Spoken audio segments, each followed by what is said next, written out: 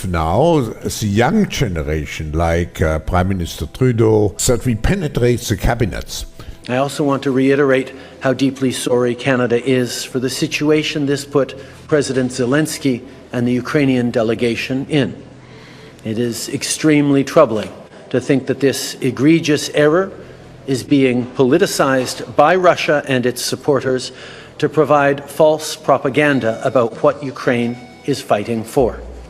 Why does this government treat Alberta like a fart in the room that nobody wants to talk about or acknowledge? I heard her say a word that I know is distinctly unparliamentary, and I think she may want to withdraw it. The word was F-A-R-T. I mean, we love your Mr. Trudeau. I mean, his family's always been such big fans of our flag.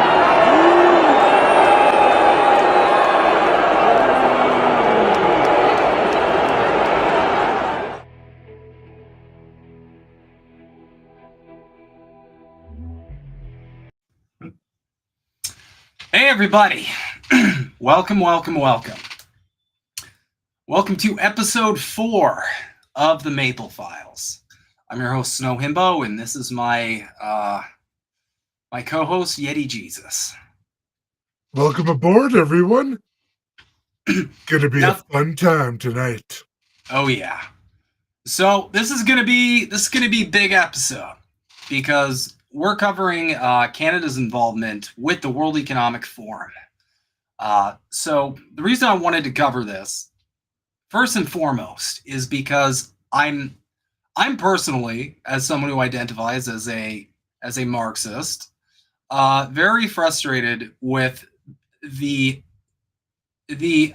discourse around the World Economic Forum in general and other very big top-down consolidations of bourgeois power. Because I feel like almost all of this discourse is permitted by predominantly reactionary political factions. You got the conservatives who never shut up about this. As far as Canada is concerned, the only person really speaking out about it is Milhouse there, or Pierre Poilievre, if we will. I'm never going to be able to not see that now. I'm just gonna say Milhouse until I die now. I'm sorry, Pierre. It's over. It's never been more over, actually.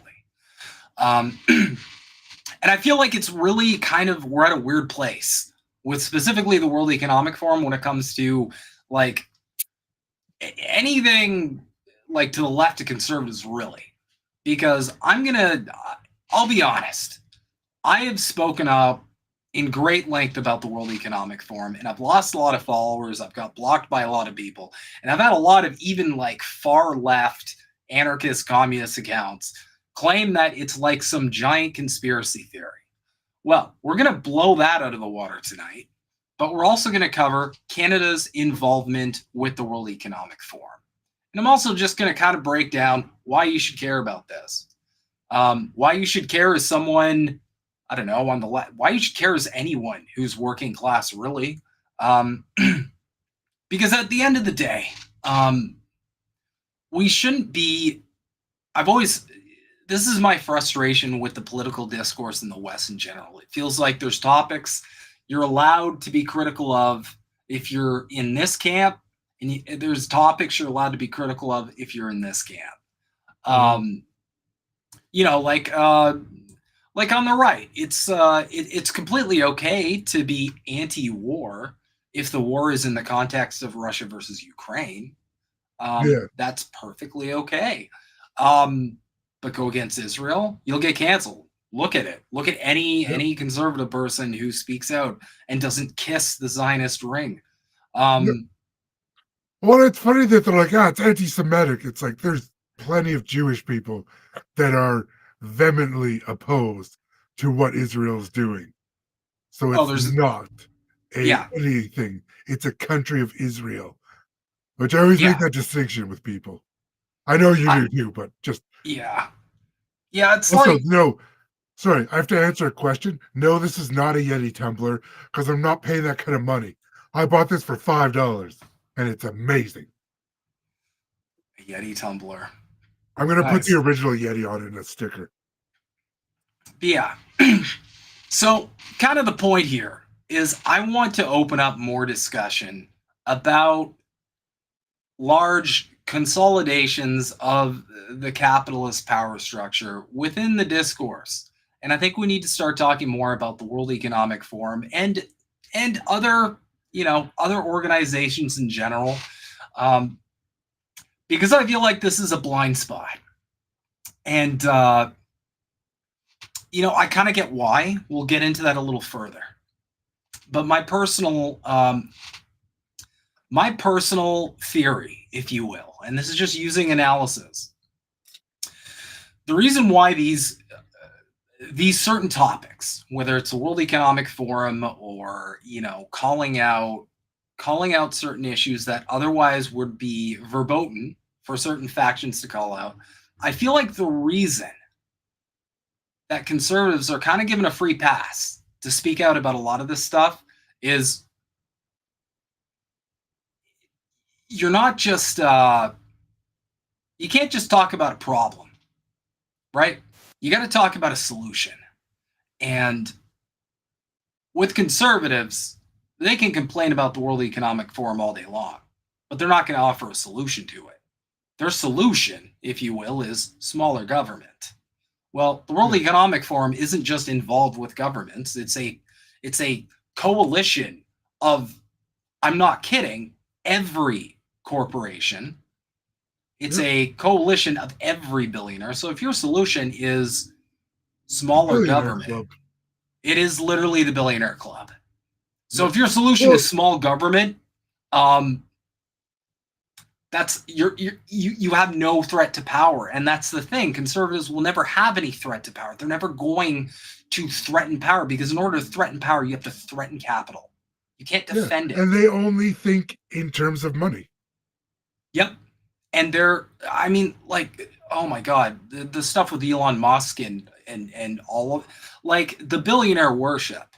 It's like, y'all, they're not going to actually get the picture here, because, to them, billionaires are people to look up to. Yeah, they believe they're brainwashing, and the left will believe they're brainwashing every time.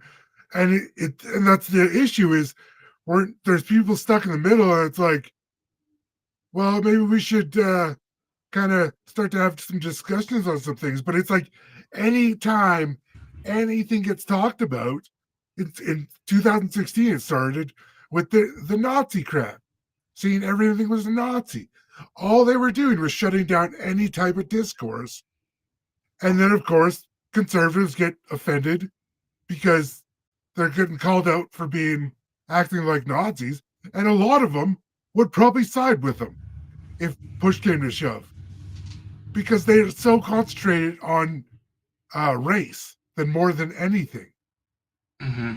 Like, I got people on my Facebook constantly like, what about you owe so much to the white race? And I'm like, no, we don't. We owe murder to the white race. Yeah, I mean, that's the thing, though. Like, this whole scam doesn't work without heaps and generations of propaganda to make, and I don't even think it's necessarily, I might get canceled for this, I don't care. I don't think it's even necessarily the fact that, the fact that the empire is white. I think they happen to be white, and so they have to create a narrative to preserve their dominance. That's kind of just how the chips fell. But regardless, and people eat it up because they don't want to think that they're backing evil, so they're just going to be like, okay, yeah, that seems reasonable that we did that, and they'll justify history no matter what, as long as it ends up with them looking good. Mm-hmm. But they'll talk about the propaganda in other countries, and it's like, well, you do realize it happens here too. So it's not the government, it's the corporations, which are the ones that are getting away with everything because of the government. They're the ones funding the government. They're also the ones serving the government. That'll be a good episode for the future. However, I digress. We're going to get started. I'm going to start with, just for anyone who's uninformed, a little, just kind of a TLDR on what this whole World Economic Forum thing's about. And I'm going just to their source. This is the beauty of discussing this topic, despite people claiming it's a conspiracy. You can just get the info right from them. They'll just give it to you. YouTube will not silence it. They'll just be like, here you go. Here's everything. That's Miss Yeti's favorite thing to point out. Like, there's a lot of really... Sorry? Miss Yeti's favorite thing to point out is, like, they wrote a book. It says it in the book. Yeah. Exactly. They literally did write. We'll get to that. They wrote multiple. They show their hand in all this, which will be an interesting topic for a little bit later. But let's. Really interesting big questions that I think we have to face in the world. Helping answer some of those big questions, providing a platform for others to answer those big questions. This is now an open space for a lot of our constituents to truly drive forward their own actions. I'm passionate about serving a group of alternative thinkers who have not only dreamt up great ideas about how the world can be more fair, more inclusive, more just, more sustainable, but are actually proving it's possible. Damen und Herren, herzlich willkommen hier in Davos. If you go back 50 years to the time when the forum was conceived, the whole idea was to make the multi-stakeholder concept come alive. The world has become so interdependent that entrepreneurs everywhere in the world depend each on another. If you look at the history of the forum, it's really been defining systems thinking. For example, the Gavi Vaccine Alliance. It took bringing all these great minds with resources together to say, what can we do about this? Today we're announcing that we'll spend over $10 billion over this next decade on vaccines. Trust really gives us our credibility. It's really the essential piece to ensuring that we can continue to do the work that we do. The forum managed to convince Mandela and de Klerk to try to reintegrate South Africa post-apartheid. It has been my great privilege to fight a struggle for freedom that the world adopted. An ability of the forum to have good convening power, to bring all relevant actors to the table, and to be able to do it in a way that can impact entire countries or entire domestic systems. Lassen Sie uns in diesem Geiste gemeinsam für eine gerechte und dauerhafte Friedensordnung für ganz Europa arbeiten. Our job is to get people around the table to construct and create conversations that aren't being had. Why wouldn't we have a conversation about how we can reorient trade rules? Because that would have quite a powerful impact on the level of emissions and use of planetary resources. We must learn to look at the planet, not as just a spacecraft on which we are passengers. We must see the planet as what it really is, a living being. What climate change has done, it's monumental around the world. People moving from where their families have lived for centuries because they can no longer afford to feed themselves.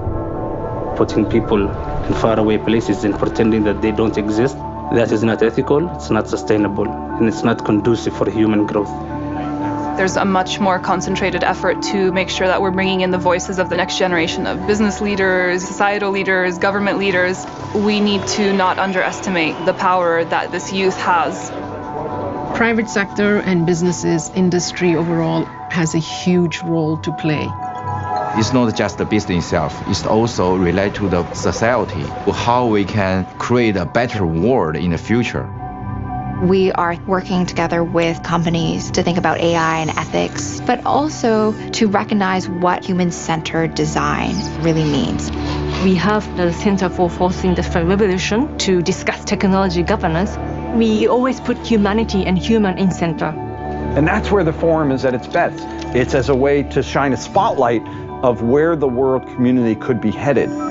We have the incredible potential of the information technologies, of the ways of communicating. We're only at the beginning of recognizing how far that is going to change our lives. Each one of the Fourth Industrial Revolution technologies has that potential to create a society that's more positive, that's more sustainable, that's more inclusive.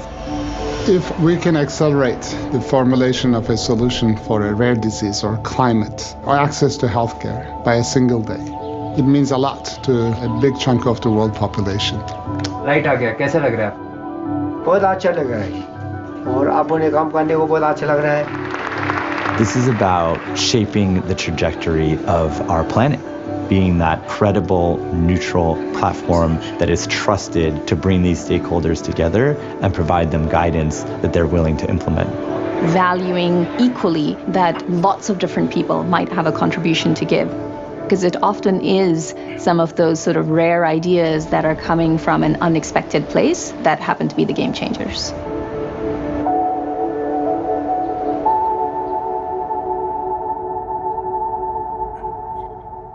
It always sounds so pretty when they talk about it. Which I know. Which obviously is part of the plan, right? Like that's not a mistake. Well, it sounds so pretty, but I'm not gonna lie. There is like an undertone of, there's an undertone there where it gets, you're just like, something's a little weird. This is a little too much like every dystopian like movie I've seen. Kind of like malfeasance underneath or something like that. Yeah, a little bit. But get my thesaurus out. That's kind of their it's kind of TLDR of the World Economic Forum. They're we'll get into this later, but for the cliff notes, they are a giant coalition of corporations and many government officials who claim to be working together for the greater good. And if you're wondering, is there another word for governments and corporations working together? Boy, do I have news for you. Pick me! Teacher! Over here! Yeti, what's the word? Fascism. Correct. So it looks really pretty. And I'm not saying that's 100% definitively where they're going to go. But the most widely understood definition of the word fascism by Benito Mussolini himself, who I think Joe Rogan's descended from. I'm not sure. Not actually. They just look they just look similar. That's the whole joke. I'm not making a wild claim. I don't think that even makes sense. Yeah, the most widely understood definition of the word is corporations and governments working together. So everybody make up their own minds. We're just going to give you all the information and the material and have a bit of a discussion on it. But I digress. That's the meat and potatoes of what's going on there. And so from there, we have our creepy Dr. Evil sort of leader. Because, of course, they have a creepy Dr. Evil looking sort of leader. Klaus Schwab. And if this should raise some red flags, probably should. But for the record, Klaus Schwab was really good friends with this man by the name of, what's his name again? Henry Kissinger. The butcher of Uganda? Yep. I mean, he butchered a lot of places, so. He's second only to the Death Walrus, I believe. I like Anthony Bourdain's comment on him. Go to Cambodia and you'll never want to stop punching that guy. Yep. So they were good. They were good pals. Y'all can look that up. Just type in Klaus Schwab, Wikipedia, go look it up. I encourage everybody, everything we're talking about here, go look it up on your own. And if we're wrong about something, I tried to be as meticulous as possible with my research, but if we're wrong about something, leave a comment. Send me a DM on the shitty bird app that Elmo broke. Because here at the Maple Files, we're big on accountability. But I digress. Here's I don't know how else to introduce it. Like, here's the creepy ass leader of this creepy ass shit. Here he is, Klaus Schwab. He looks like every criminal mastermind in comic book history. I know. Like, oh, here's Lex Luthor. Really, guys? You're not gonna try and give him some hair, maybe? He looks like freaking Dr. Evil. Give this man a Sphinx cat. I'm pretty sure Dr. Evil was modeled after this man. I think they're like, okay, we need a Klaus Schwab type, but he can't look that much like a Galapagos turtle. We gotta tone down the Galapagos turtle likeness because Mitch McConnell already has that in the bag. So why don't we let's get Mike Myers. I don't really know how it started. Less hair. Yeah. So here he is, in his own words. His mouth makes him look At this pivotal moment, I see several priorities for the global agenda. We must continue to fight against the global pandemic. We must revitalize the global economy and accelerate its transition to net zero. We must preserve biodiversity by deploying nature-based solutions, and we must narrow the gap between the rich and the poor to achieve more sustainable global development. Wow, that sounds pretty good, Klaus. Delivered in the most comic book, scary fashion possibly imaginable. You know what the weird thing about Klaus Schwab is? Nobody heard about anything he's ever done till the WEF. Then all of a sudden he's the leader of a World Economic Forum. Never heard of this guy ever. So Klaus Schwab, I believe he did found it. What I find weird is before around the pandemic, like you said, nobody knew who this guy was. They were kind of invested in Davos and maybe they heard of the World Economic Forum, but it wasn't public discourse. This just started as public discourse in a huge way. And all this stuff just started kind of disseminating into the public consciousness. That's what I find a little strange, if you will. But yeah. So a little bit of background context, just to discuss the World Economic Forum a little further. So there's a lot of different pieces to this sort of movement here, this organization. But the big thing they want to do is bring about what's called stakeholder capitalism. That's the big one. We'll go into that a little bit later because I do have the receipts on that. There is a book on it. So right off the bat, I find it very interesting that all of the top right-wing sort of influence accounts are saying the World Economic Forum is trying to do a communism. Because you can't do a communism and a capitalism. You can't really do both. That's not how any of this works, guys. They're contradicting theories. It's oil and water. But he's trying to do a different capitalism. And I saw a really funny meme. This was such a I wish I could find it. But it's like throughout history, let's do this type of capitalism. Let's do this type of capitalism. And every time there's just like fire and people like dying and shit. And then at the end it's Klaus. Burning itself down. And then it's Klaus at the end doing, let's do stakeholder capitalism. And then people are like, surely it'll work this time. It's like I think my personal take is I think stakeholder capitalism is just another rebranding of just capitalism trying to compromise with a system that naturally is incentivized to not compromise with everyday working class people. I think it's half rebranding, and I think maybe it's half a little more sinister than that, but we'll get into that right now, actually. I would assume it's going to be more sinister than that, just based on historical preference or precedence. Sorry. I mean, it could just be like, we're done with the neoliberalism thing. It's just fascism now. I'm sorry. Get in the cage. Yeah. Welcome. Well, welcome. This is your new prison. yes, we will brand you. Mhm. You're a little work cow now. But I digress. Let's get into it. Yes, it is blindingly bright. Apologies.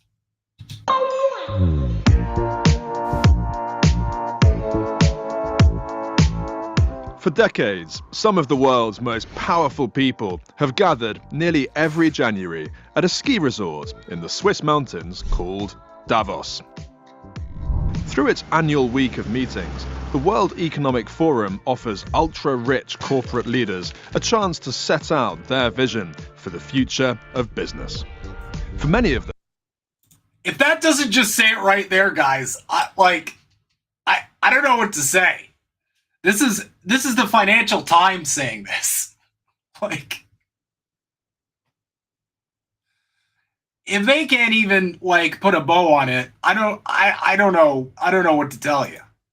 Mm. and for the WEF's founder Klaus Schwab, the central philosophy can be boiled down to a snappy two-word phrase: stakeholder capitalism. But what does stakeholder capitalism actually mean? And is it necessarily a good thing? The term gained traction in the mid-1980s, a time when politicians like Ronald Reagan and Margaret Thatcher were promoting the idea that widespread prosperity could be created by unleashing the animal spirits of profit-seeking capitalism. Their policies were built upon the ideas of economists like Milton Friedman, who famously wrote that there was one and only one social responsibility of business: to use its resources and engage in activities designed to increase its profits, so long as it stays within the rules of the game.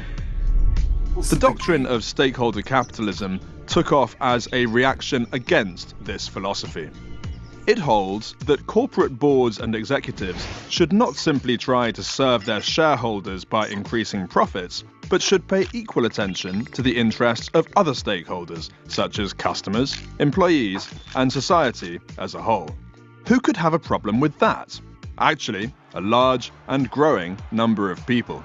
The stakeholder capitalist drive has come under attack from the right, with conservative politicians arguing that it could conflict with legally enshrined fiduciary duty to investors.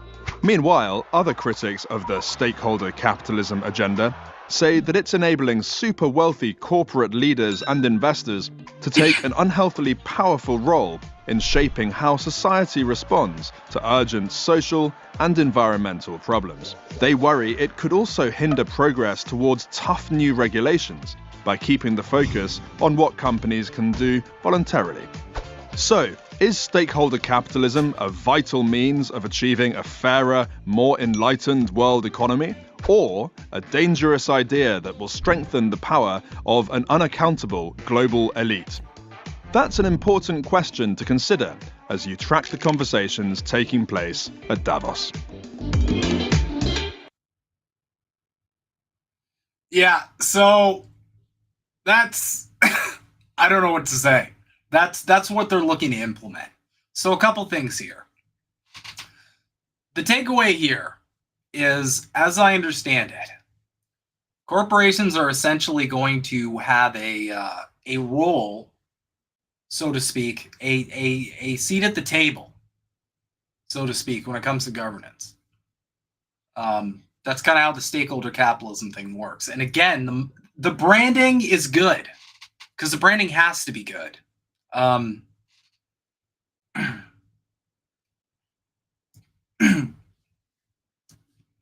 Because if the branding's not good, people are gonna connect the dots real quick. Mm-hmm. And they're like, wait, so governments and corporations just like working hand in hand? Wait, I know that. I learned about that in history class. They weren't on the right side. They were on the bad side. The same term though. Something different. Yeah. Like, wait, how does that go? First they came for the who? Oh no, I don't like that. So they're rebranding it, and I feel like the right is kind of feeding into this a lot, because they're trying to paint it as this like ultra left commie sort of situation. But if you go look up, and again, guys, look this up on your own. There's There's a lot of resources on stakeholder capitalism. I believe they have a Wikipedia page. Let me double check that real quick. They have to. They're remarkably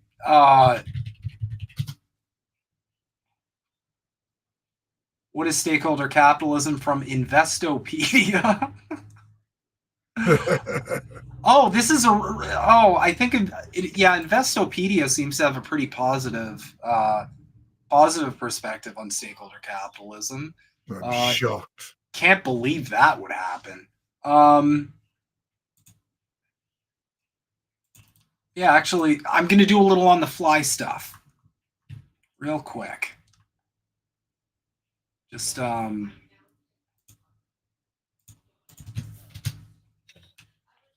the World Economic Forum has a breakdown of it too.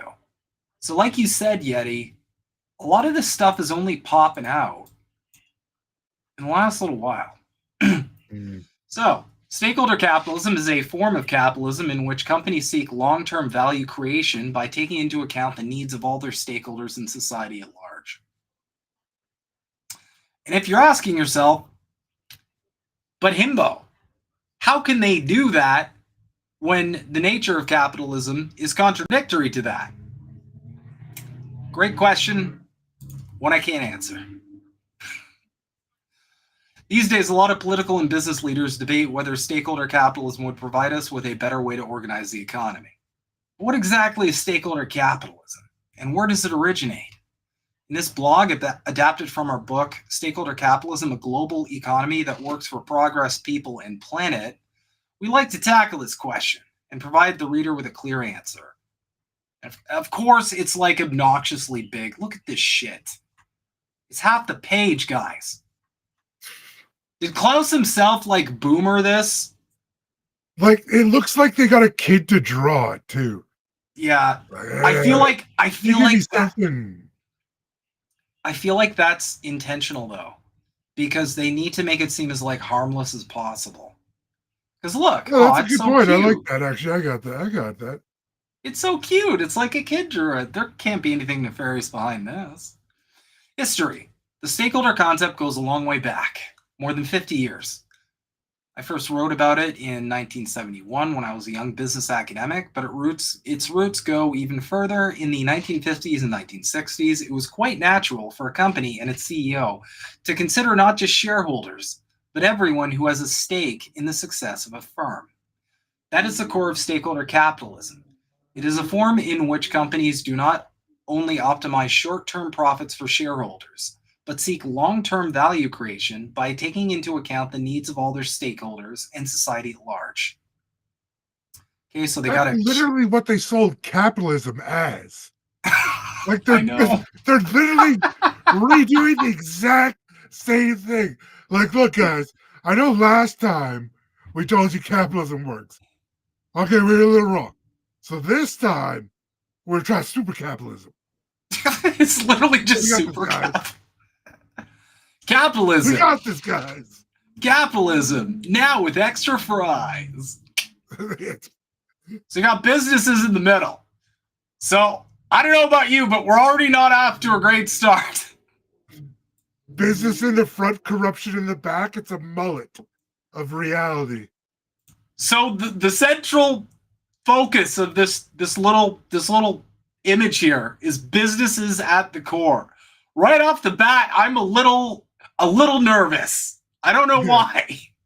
Because you're putting all these other people, just state and society just to the side there. They just work together. State and society and businesses, this shit right here, that's the part they want you to like gloss over. It's like, wait, what do you mean? What do you mean they're working with the government? Society. And I mean, businesses run everything.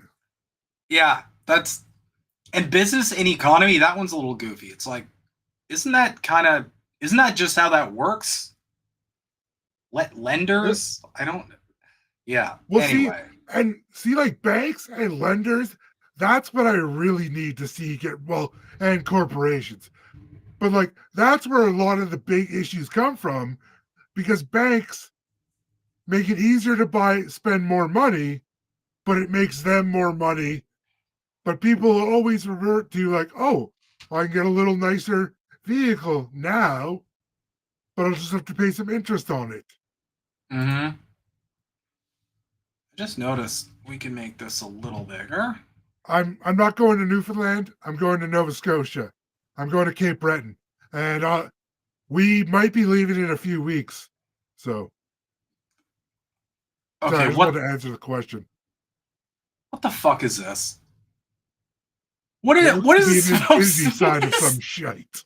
What is this supposed to mean? Look, guys, you know what it looks like? Have you ever seen those couples toilets they made a joke about where you can skin each other, like facing each other while you're pooping? That's what they've done. You can poop while you on the people and the planet simultaneously.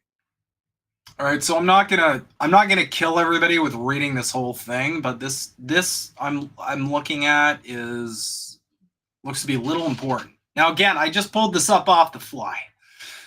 The key stakeholders and their objectives: profits, purpose, prosperity, and peace. Ooh, alliteration. Yeah, this is already weird because I feel like you're trying to sell me too fucking hard here.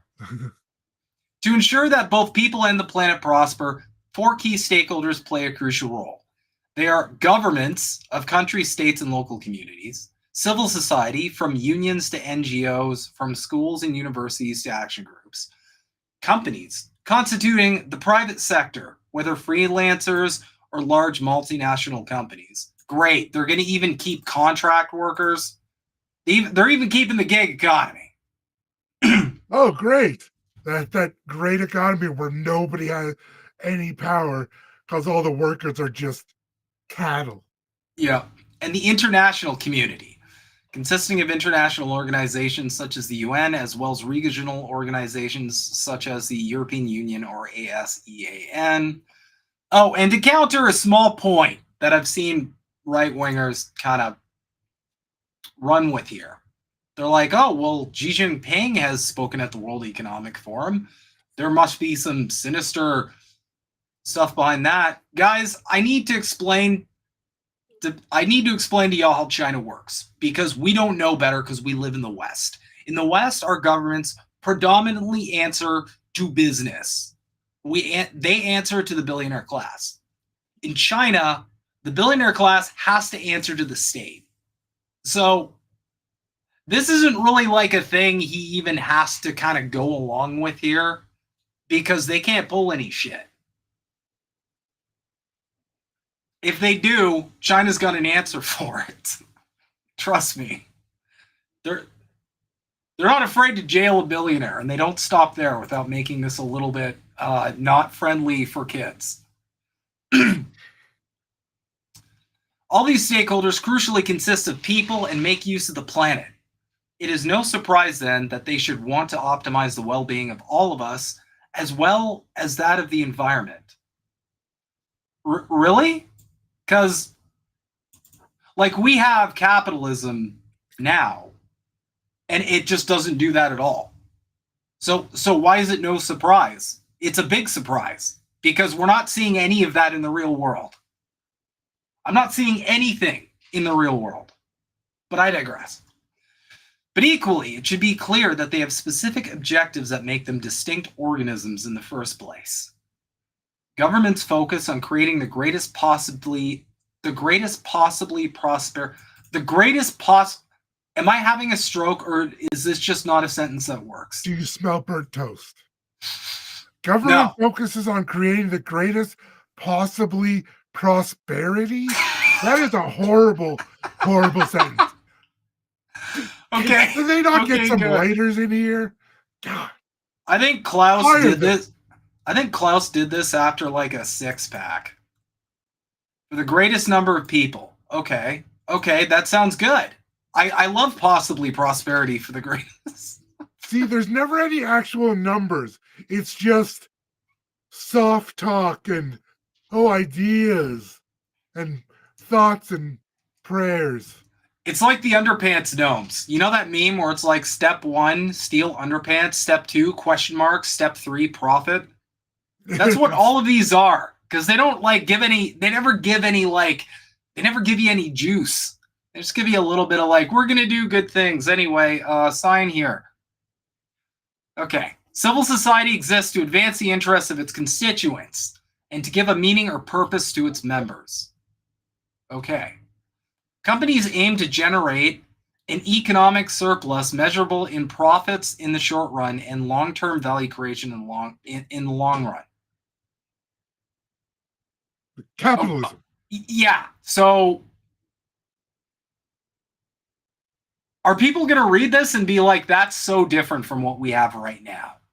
Yeah, like anybody reading this is going to be like, cannot think anything, be like, isn't that how the system already works? Like, that's what we were told it does. And the overarching goal for the international community is to preserve peace. Okay, well, you know, you guys have been around for a while and kind of a hard sell in the midst of a genocide and two near hot wars, but I digress. Do they have weapon manufacturers? Guys showed up to this? Do you know? We'll get into that. Interesting to see. No, we'll get into it. Because here's the thing, guys. You can go on their website, and we'll get into that later, but you can look up all the people, all the swamp monsters in bed with these. Oh my god, I'm gonna jump out a window. They got another. What? Ooh, people and the planet now. It leads to the stakeholder model as we know today, valid anywhere in the world, when the well-being of people and planet are at the center of business. The four remaining key groups of stakeholders contribute to their betterment. Oh, just like that? It just happens? Crazy. This is nuts. Correct me if I'm wrong, but hasn't the most profit been made off destroying the environment for the most part? Yeah, it's going to be interesting. Seems like a pretty outright lie, guys. As all of these groups and their goals are interconnected, one cannot succeed if the others fail. Okay, but again, by this whole logic, by this entire logic, this would have already happened somehow. Okay, so they got the people planet thing, the weird, like, almost Ouroboros. You've got... It's like the infinity sign? And then you got, like... I swear to God, the point of all of this is to confuse you so much that your brain doesn't automatically go to the scary place that, like, some of this rhetoric is making your brain go to.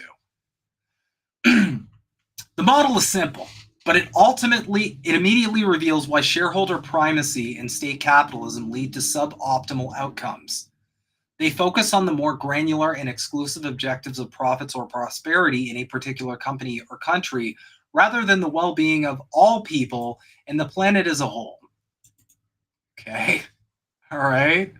So we're looking at less towards like multiple governments and more of a possibly one world sort of situation, if you will.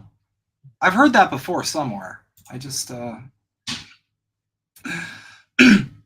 By contrast, in the stakeholder model, neither of the more granular objectives is set aside, but the interconnectivity and the overall arching well-being of people and the planet are central, ensuring a more harmonious outcome over time.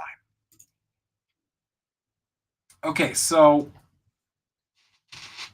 my first question is, if all of these things should be just no duh, they should be happening, why aren't they happening right now under capitalism? Secondly, and this is the biggest one, okay? If you've read any kind of theory, what up, Golden Monarch? Gonna shout out people real quick. What up, Nihilo? Nick, what up, buddy? Thank you guys for tuning in. Hey, Max. It's a pleasure to have you. Old Man Barker, always great to have you here. Hey, CBC voter, what's up? So, and for those of y'all who do not know terms for ADHD, what I just fucking did there is called squirreling. It's when you're in the middle of a sentence and you get distracted. I will do it again. If you guys haven't noticed, I do it a lot. So, my point is, my big question, there are internal contradictions within the capitalist system. If you're going to lead leave the whole like, oh, businesses can do some profits as a treat.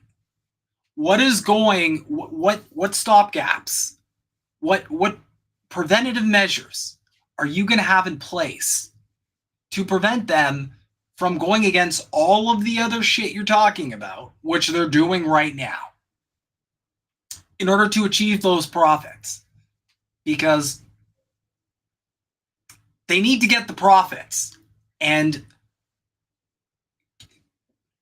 giving consideration to those other aspects of what you're presenting here, guys, that hurts their profits.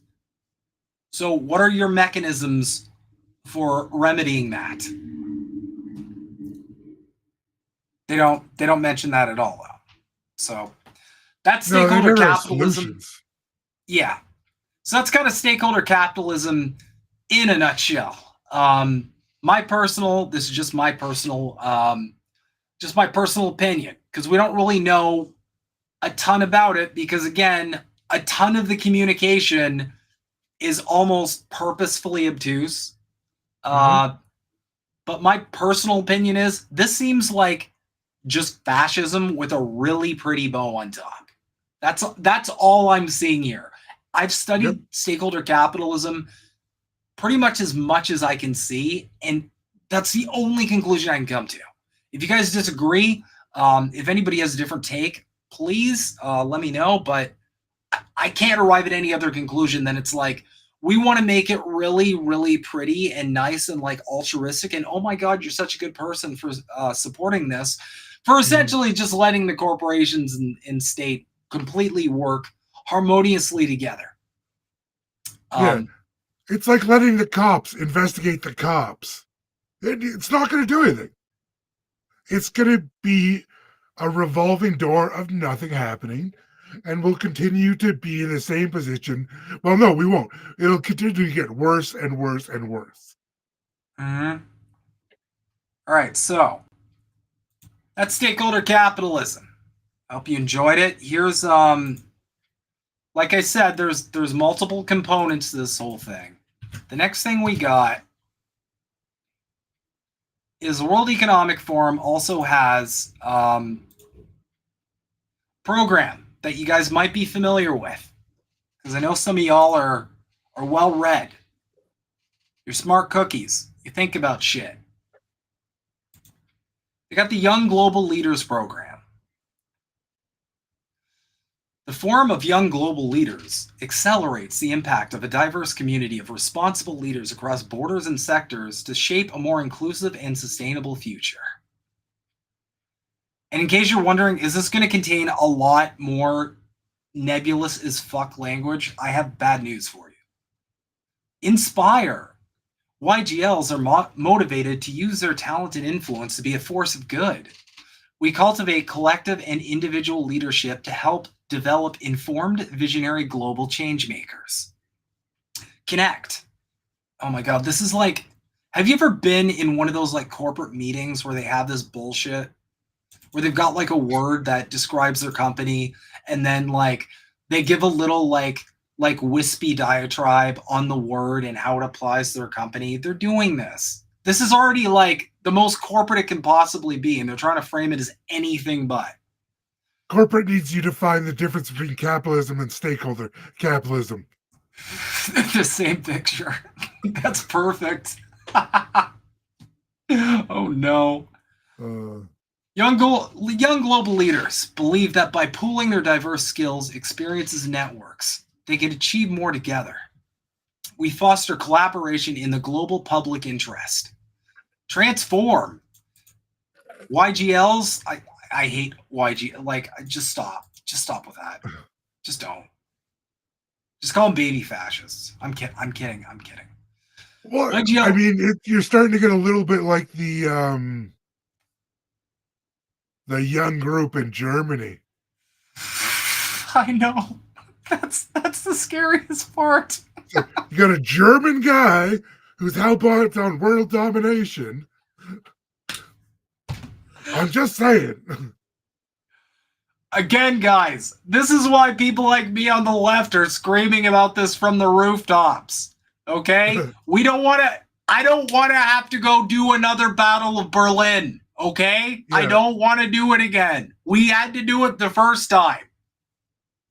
And then the West I am couldn't not even... built for this. No.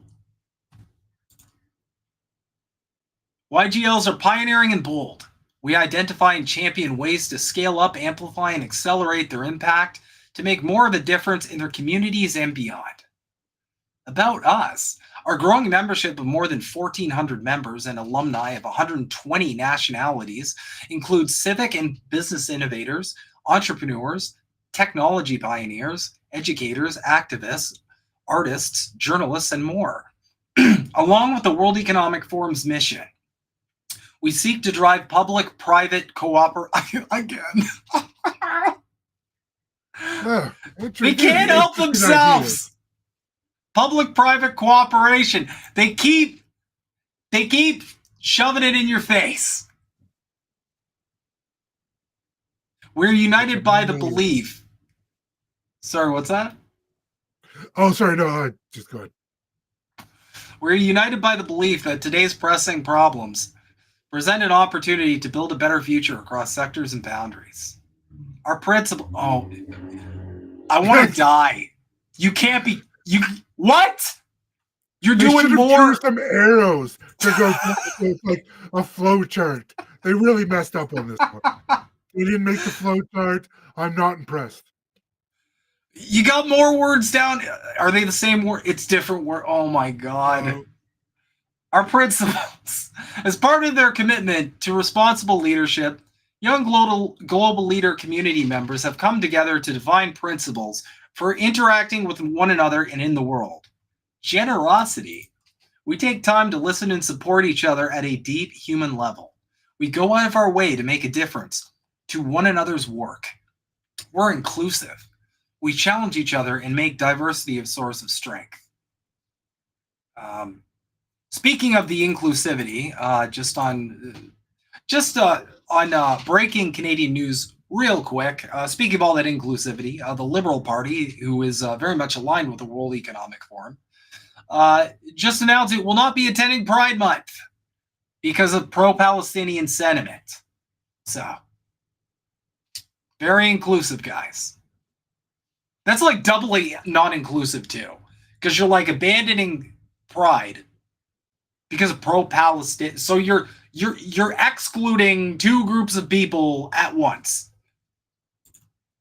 And all these boomers that talk about Russia and China interference, not one word about Israel interference. Not one. No, because the word anti-Semite is like, that's like blood chilling. That's like a blood chilling, because like essentially you're just calling killing Palestinians is anti-Semitic. Yeah. I mean, I don't know if we're talking about fascism. The coverage so far is leaning pretty close in that direction. So the whole like we're just gonna let a genocide go down. I don't know, guys. Like I'm a little concerned. I don't know why more people on the left aren't. Well, it's like he was guilty in the IOC court for being like genocide, and the rest of the world's like, our hands are tied. We can't do anything. Yeah, it's yeah, it's I'm not even gonna finish this. It's just more platitudes. We'll go through the oh my god, what is all annual report? Nobody's gonna read this, turtle. History. Klaus Schwab, founder and executive chairman of the World Economic Forum, created the Forum of Young Global Leaders in 2004 to help the world meet increasingly complex and interdependent problems. Sounds a lot like get them while they're young to me. His vision was to create a proactive, multi-stakeholder community. There it is. Jesus Christ. Training camps. Yeah. Multi-stakeholder community of the world's next generation leaders to inform and influence decision-making and mobilize transformation. Through the Forum of Young Global Leaders, Klaus Schwab envisioned facilitating earnest dialogue and friendships across cultures to bridge divides, fostering fresh thinking and dynamic new ways of collaboration to shape a more positive, peaceful, and prosperous community. Now, pop quiz, everybody. What famous Canadian was a young global leader? Trudeau. The one leading the country. What other Canadian was a young global leader? Milhouse. We'll get to that. But on paper, the one leading the NDP. Both of them. Oh, Jagmeet Singh. Or Yeah. Jagmeet, sorry. It's interesting how they're both kind of like in a coalition together, huh? It's weird how that happened because the NDP I voted for, was very hostile towards the Liberals. Yeah. That's the NDP I remember. Wasn't pre-planned at all. No. But I digress. That's the young global leaders in a nutshell. And we have a list of current young global leaders as well.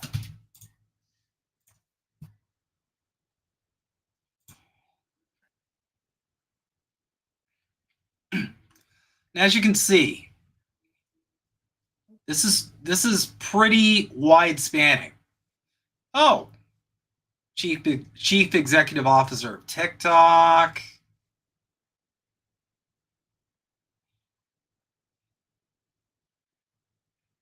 Wow, that's crazy. It seems like a lot of bigwigs, almost predominantly Priest Society of Jesus, Jesuits. That's a lot of CEOs. Wow. Chief executive officer, which are just a bunch of people that don't do anything at all. No. They're just cutthroat and willing. Well, no, they really don't do anything. They just get put in those positions as like, like favors to like family members.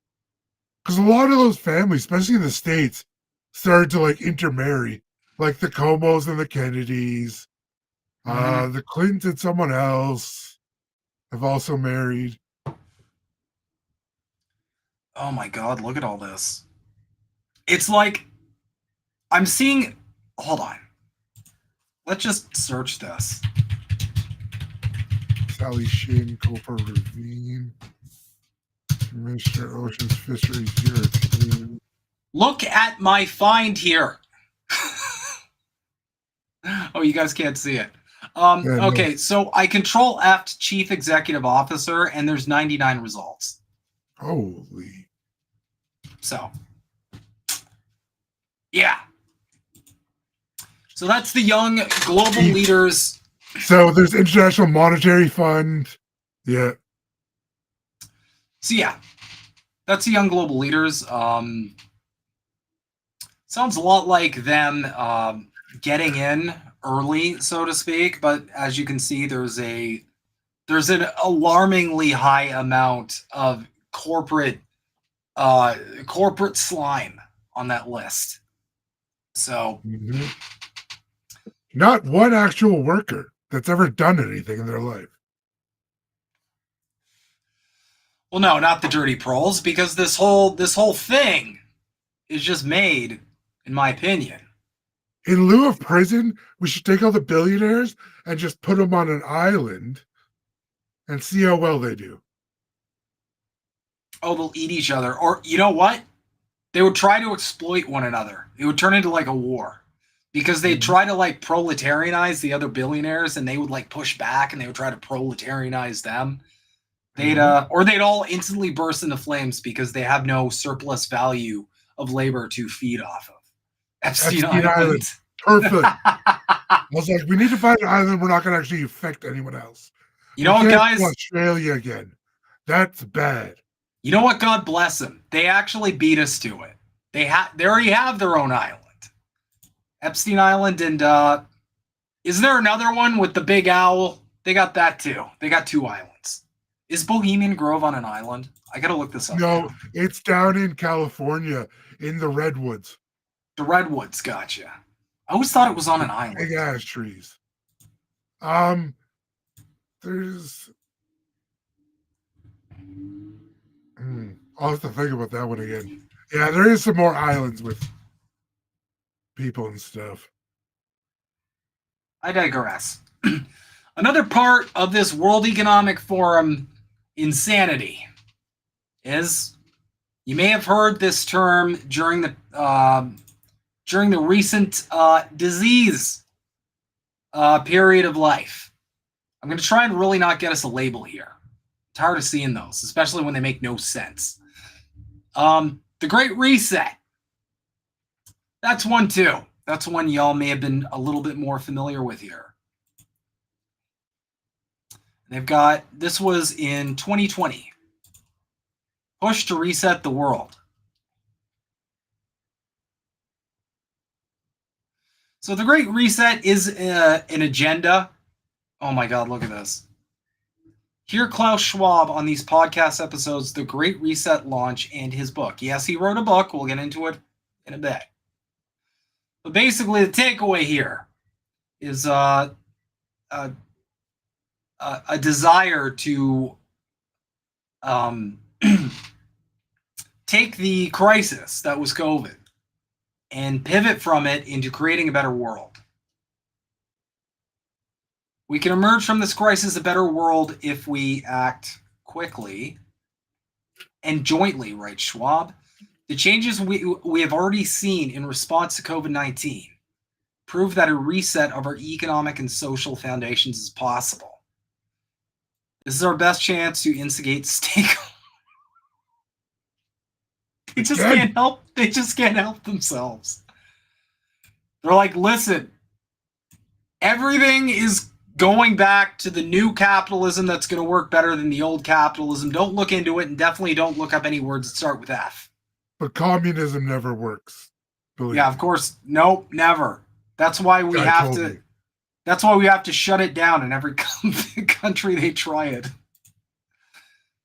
COVID lockdowns may be gradually easing, but anxiety about the world's social and economic prospects is only intensifying.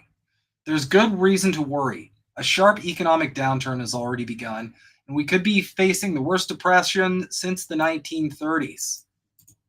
What happened after the 1930s? Something in the 1940s, I forgot. Anyway, doesn't matter.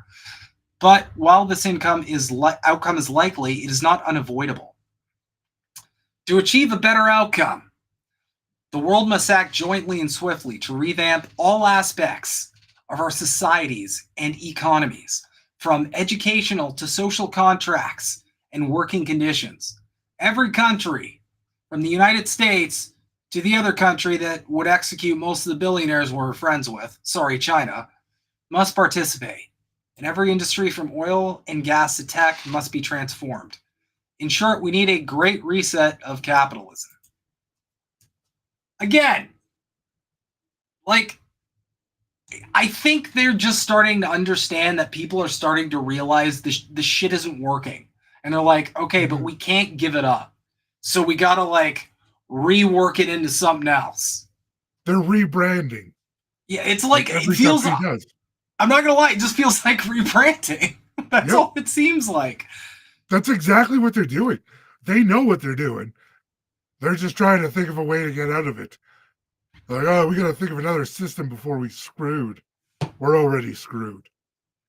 There are many reasons to pursue a great reset, but the most urgent is COVID-19.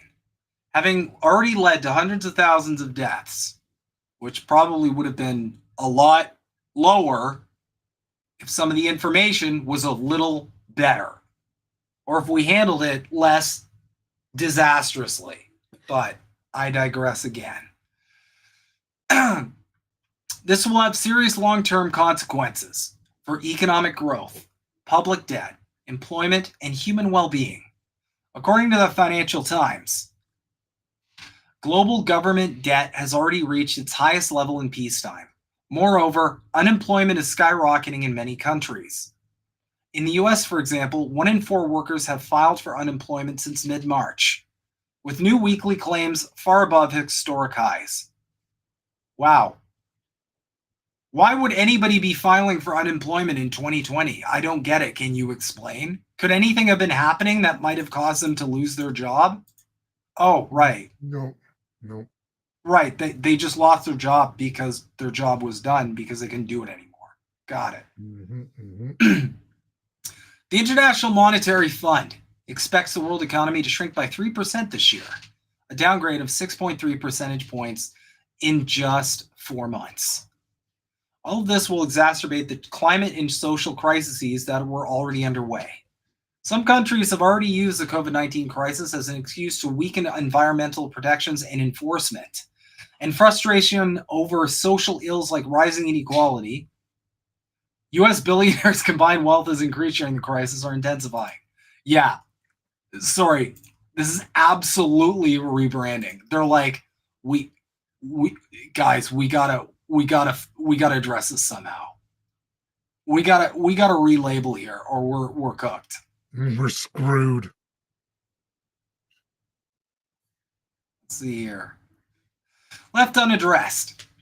These crises, together with COVID-19, will deepen and leave the world even less sustainable, less equal, and more fragile.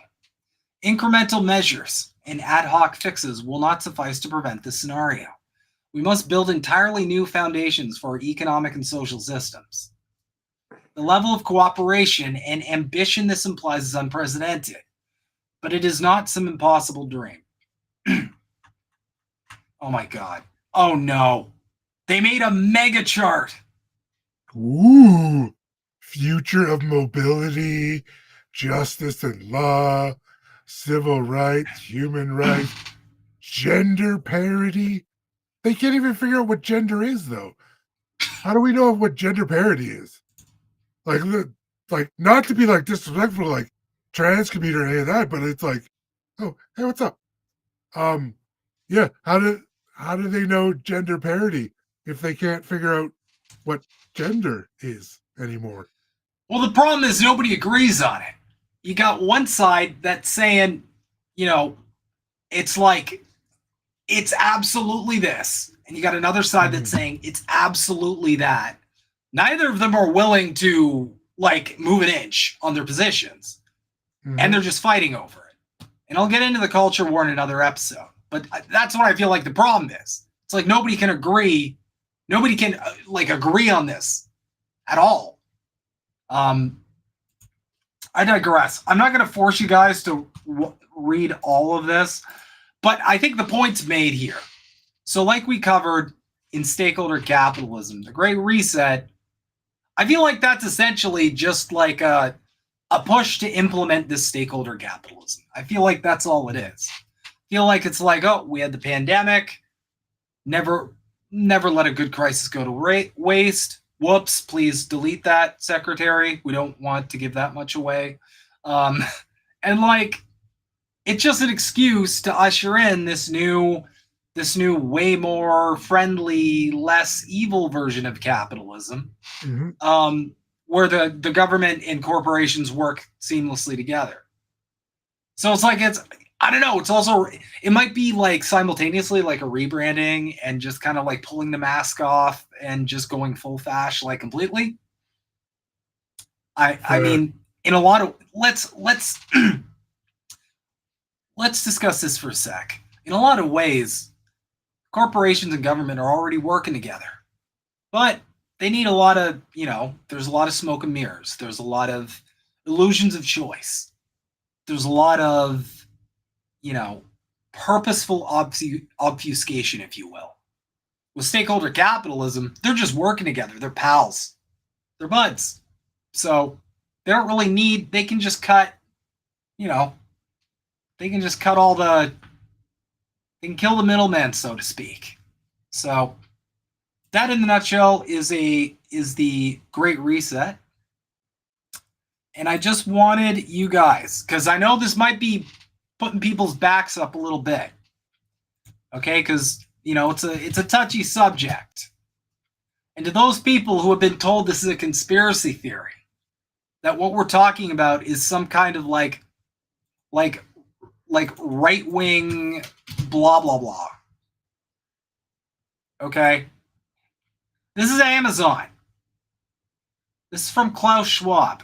These are the books you can purchase right now if you'd like to learn more. There's COVID-19, the Great Reset. There's the Fourth Industrial Revolution. There's stakeholder capitalism. Yeah. And shaping the future of the Fourth Industrial Revolution. For those who want to know a little bit more, the Fourth Industrial Revolution is essentially just like, it's kind of, what do we do when technology which should be to the benefit of the whole society. What do we do when that technology displaces millions of workers because we live under capitalism, and the capitalists will do anything they can to decrease their labor value, or their labor cost? That's all that is. It's like, how do we get around this? Because here's what I don't think, I'm reading between the lines here. The capitalist class is correctly pointing out that if they don't nip this problem in the bud, there's going to be millions of people with nothing to do. Yep.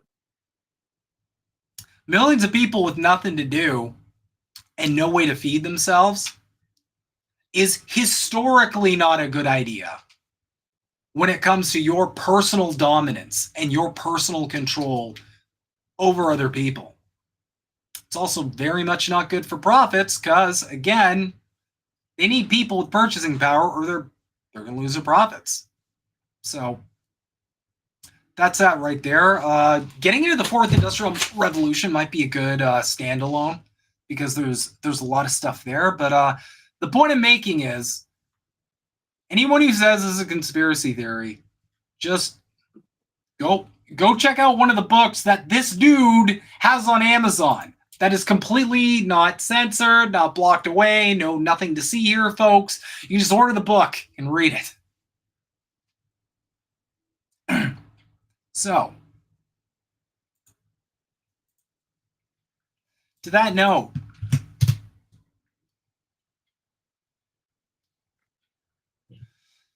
in case, again, you think this is a conspiracy theory, go to weforum.org/partners, and you can actually search their partners.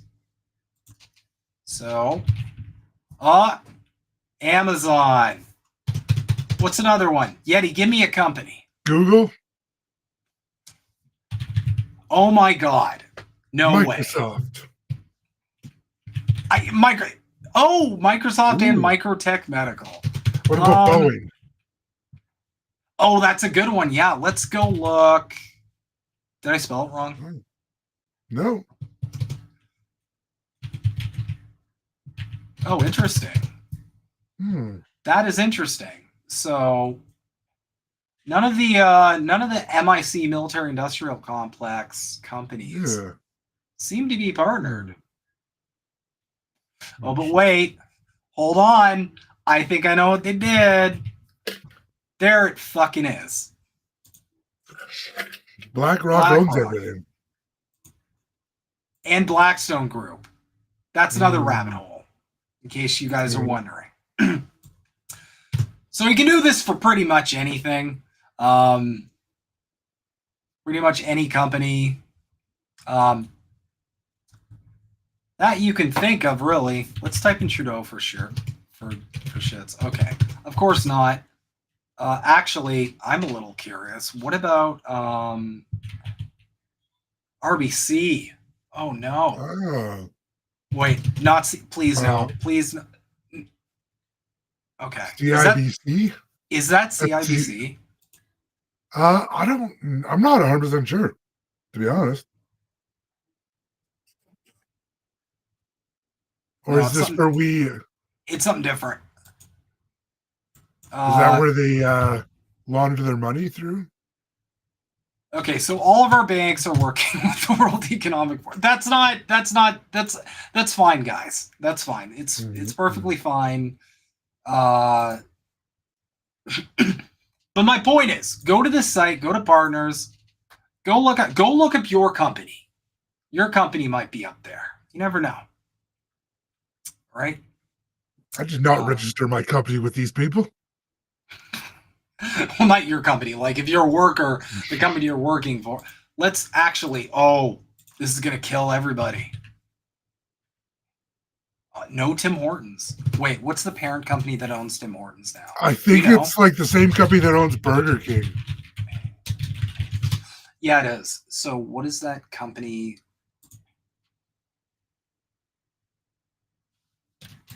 Let's look this up. Okay.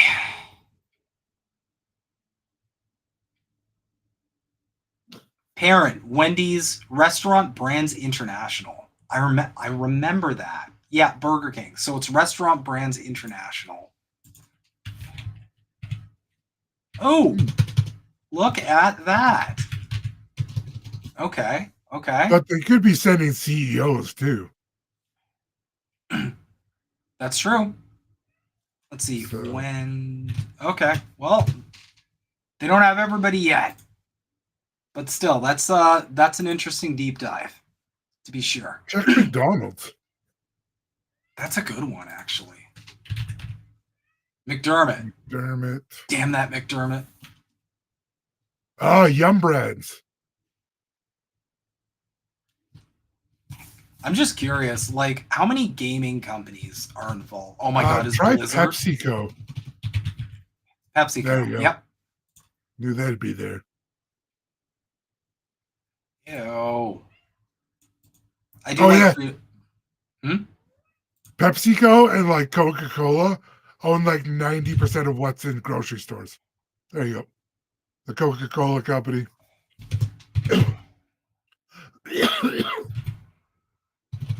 Does Loblaws has to have a parent company? I'm not sure. I thought Loblaws was the parent company, actually. Good. President's choice. Interesting. Okay. All right. Well, they're only really big in Canada, though. So that's true, and they've already kind of wormed their way into our government. So got a game set match there, right? Okay. So everybody here might be asking themselves, where does Canada come into this? Well, I'm going to introduce you guys to where we got part of our... Oh my God, the cats are trying to break in. Let me introduce you guys to a video that is part of our intro, for now at least. Would love to meet. When I mention now names like Mrs. Merkel, even Vladimir Putin and so on, they all have been young global leaders of the World Economic Forum. Remember that? But what we are very proud of now is the young generation, like Prime Minister Trudeau, President of Argentina, and so on, that we penetrate the cabinets. So yesterday I was at a reception for Prime Minister Trudeau, and I know that half of this cabinet, or even more half of this cabinet, are for our actually young global leaders of the World Economic Forum. Half. He's bragging. It's insane. That half are affiliated with these people. So that's like a quarter of our government almost. Pretty much. But please, let's argue over FART some more. I took two things that I love, dancing and dogs, and I made them into a successful business. This is interesting. The Deputy Prime Minister taking the stage in Davos, discussing how Ottawa is looking to adjust the Canadian economy coming off the pandemic. After the shock that we all experienced during COVID, with things shut down, our people are just going to demand a little more security in their supply chains. Chrystia Freeland was part of the panel on how economic recovery requires trade and investment during Thursday's session at the World Economic Forum Summit. She says while the pandemic had a major impact on the global economy, geopolitical issues like Russia's invasion of Ukraine have also increased pressures on inflation. A former Bank of Canada governor thinks there is a shift taking place, which is changing how global trade is being addressed. Our trade routes are being rewired through de-risking of supply chains. That is a form of a supply shock. It will have some persistence. Obviously, energy systems are being rewired with addressing climate change. Mark Carney is also the UN Special Envoy on Climate Action and Finance and says the push away from fossil fuels will play a factor through the rest of the decade.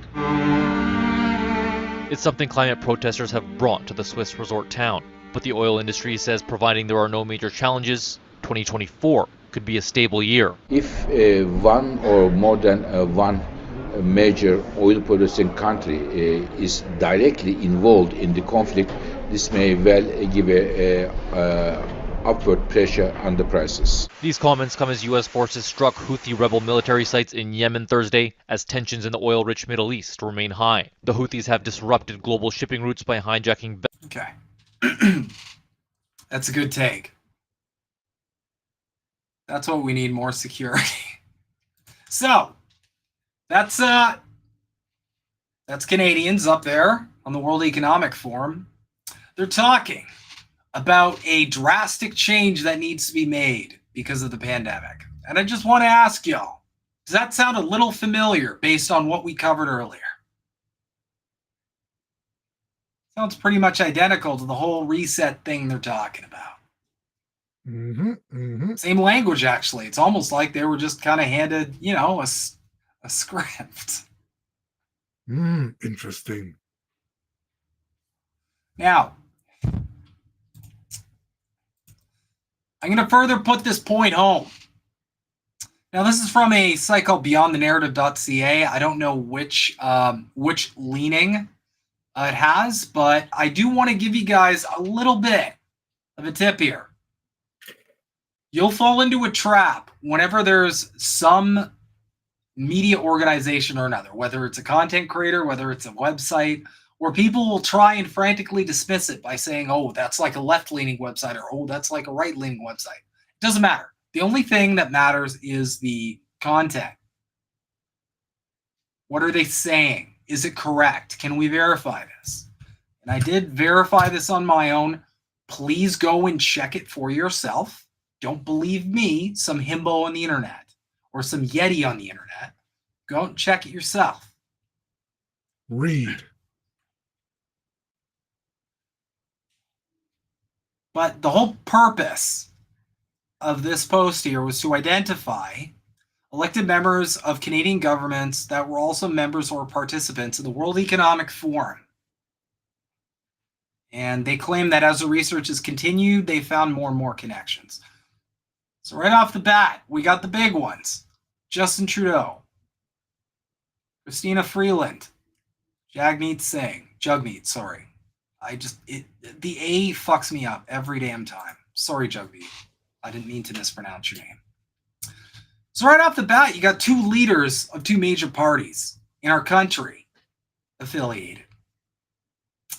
And basically the second in command. Here's some special notes. Pierre Poilievre. Now, you might ask, why did they list him? Why did they list Pierre Poilievre when, and we'll come back to this, why did they list Pierre Poilievre? Let's talk about some of the bigger picture issues. When he was on a podcast, I'm pretty sure this is some kind of reactionary podcast, because let's be real, most of them are just reactionary podcasts. Sure.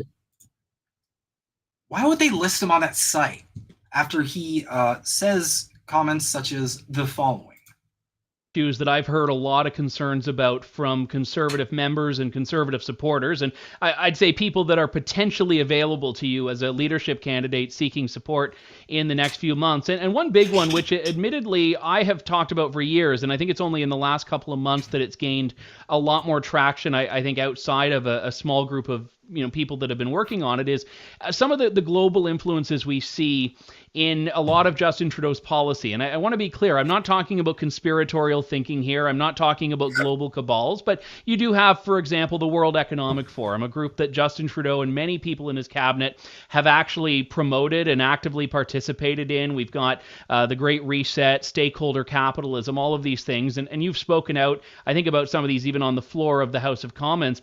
I've had people that have said that you yourself are connected to the World Economic Forum. And I wanted to give you an opportunity to address this head on, because I'm sure you've seen it as well. Is there a connection there? Have you ever spoken at a World Economic Forum event? No, I have not. No, I've never been to Davos. I've never been part of the organization. And I don't agree with its publicly stated policy objectives. My policies are different. I obviously support small government, more freedom, and individual independence. Small government, but I wonder what small government could mean. Because if it's small government, well, what's going to fill the void? I just have a fundamental disagreement with the organization's policy outlook. And that is something that you can look at my track record. I've said that on the floor of the House of Commons. I said it in parliamentary committees. I've said it in comments that I've made online for years. So anybody who wants to know my position on that subject can simply check it out and look up what I've actually said, because I've been deadly consistent on that issue. All right. Okay, Millhouse.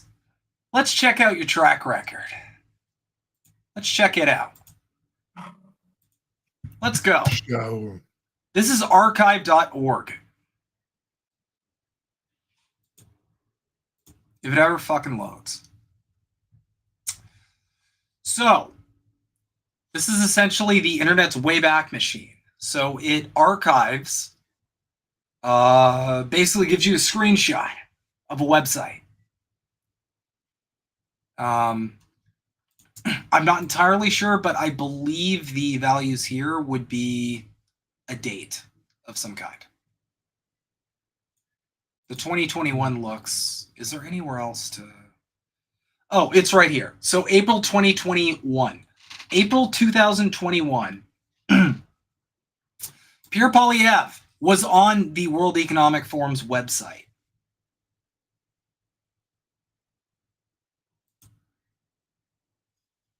Oh.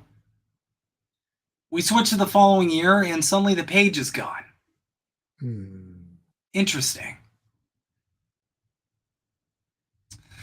Now, this is obviously not enough to go off. I'll be the first one to say this is not enough to go off to draw a definitive conclusion. But I find it a little weird that he'd be on the website.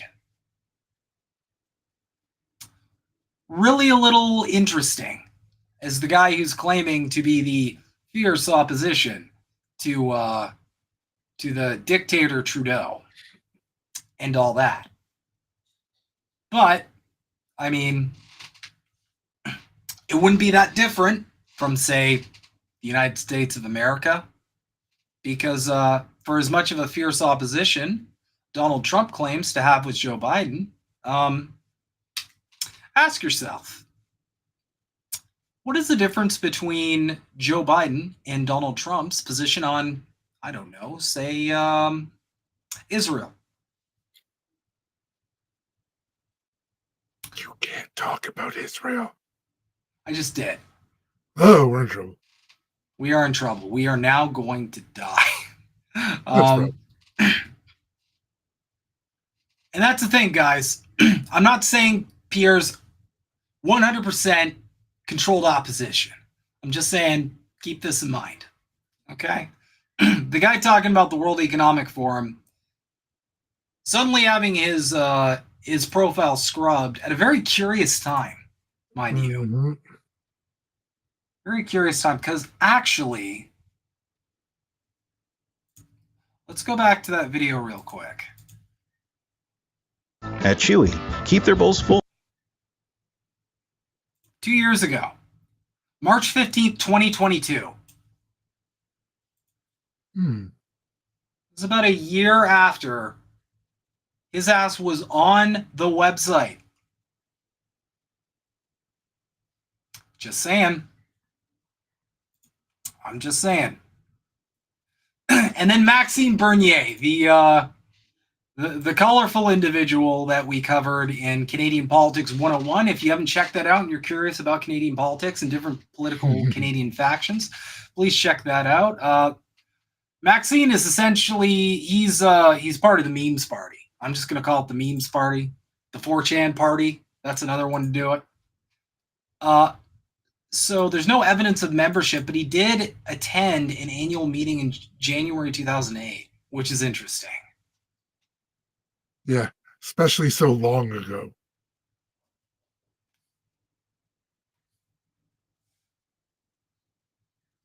Let's click this. And again,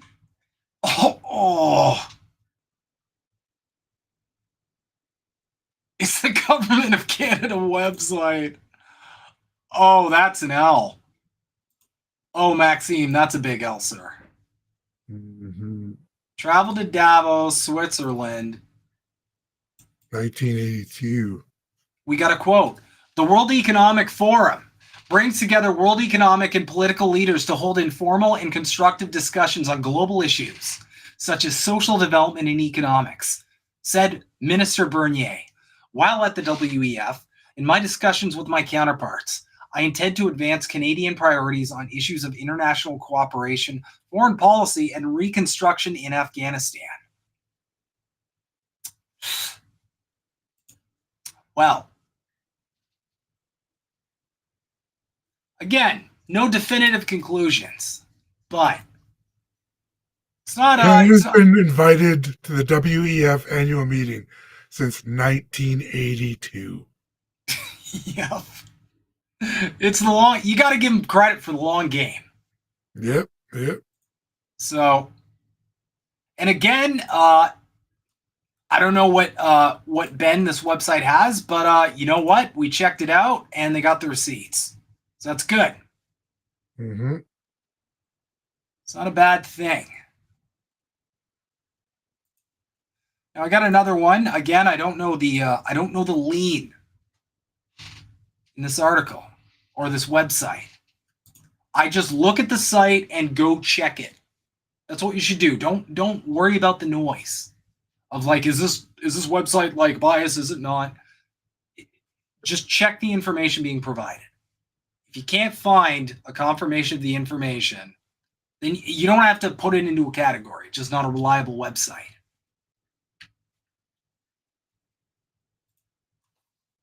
Then again, everybody goes to CNN and, well, we know how reliable that shit is.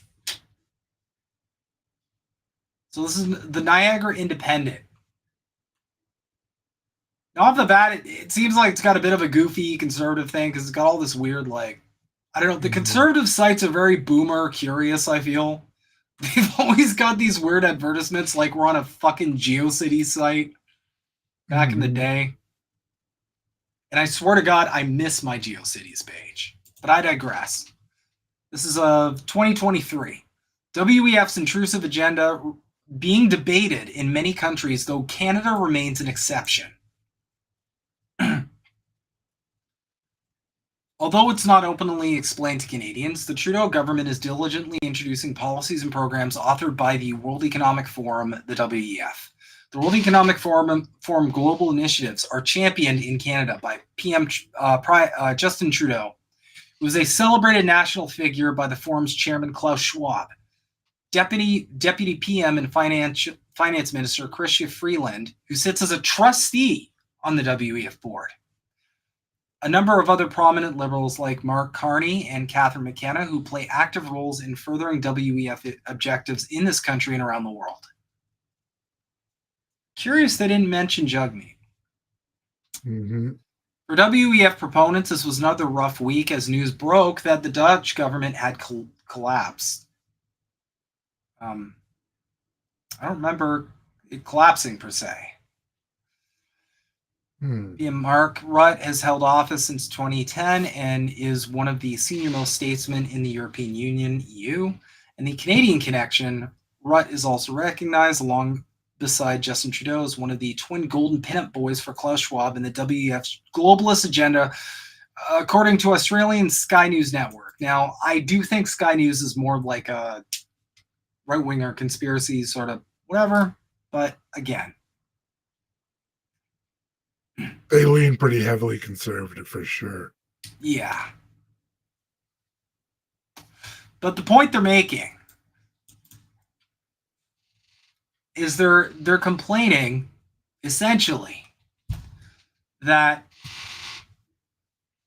Canadian media is deliberately not covering stories related to anything that would go against the agenda. Like, for example, the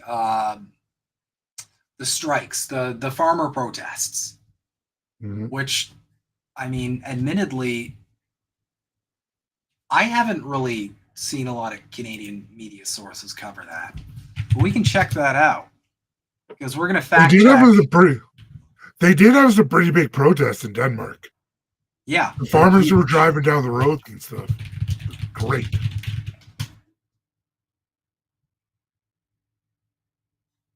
Okay. So, let's see.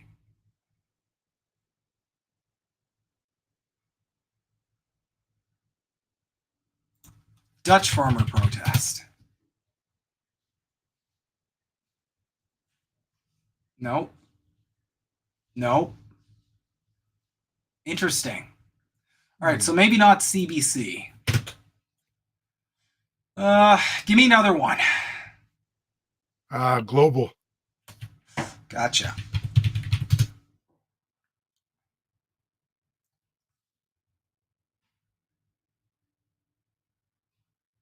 Oh. Is that Global News? Oh, that's the UK. gbnews.uk. The Hill. Sky News. That's crazy. I'm not gonna lie. The narrative that site is running. I don't know about the Dutch government collapsing, but the narrative that these events, which this definitively did happen, there's some meat. There's some meat to that story. Now, speaking of, we got really lucky that like my ADHD squirrel brain is somehow like segueing us almost seamlessly. It will not happen often, but this is just, I don't know. I rolled a natural 20 on ADHD tonight, I think. But I digress. The National Post. This is their framing on the World Economic Forum. First reading. Does the WEF secretly control the Canadian government? No, but it's not an entirely crazy idea. As revealed by the National Post's Christopher Nardi, the Federal Ethics Commissioner has been barraged by more than 1,000 requests for the office to investigate claims that senior members of the Canadian government are under the sway of the World Economic Forum. It's indicative of a theory that has gained remarkable currency among Canadian right-wing circles, especially during the events of Freedom Convoy. Oh, of course. Of course we got to shit on the truckers. Yep. I was going to throw that in there, so it ties them together. And of course, any inquiries, like I said, the point I made, the reason we're doing this is I want more discussion on the World Economic Forum outside of these reactionary factions. Yep. Yeah, we have to have serious discussions about how we're going to, one, deal with the problem, and then solutions to our upcoming problems. Yeah. Because we're going to have problems. Because the solutions I'm going to advocate for is going to be different from these reactionary circles. Because what they're going to argue is as long as we just like work with capitalism, much like the WEF, ironically, if we just get the certain bad guys out of the system will work great. They're not going to have a solution. That's the problem. And that's why I think the right, the reactionaries, are allowed to speak freely about this. Because they'll never have a solution to this. Because in order to actually push back against this, there is no solution that won't threaten capital.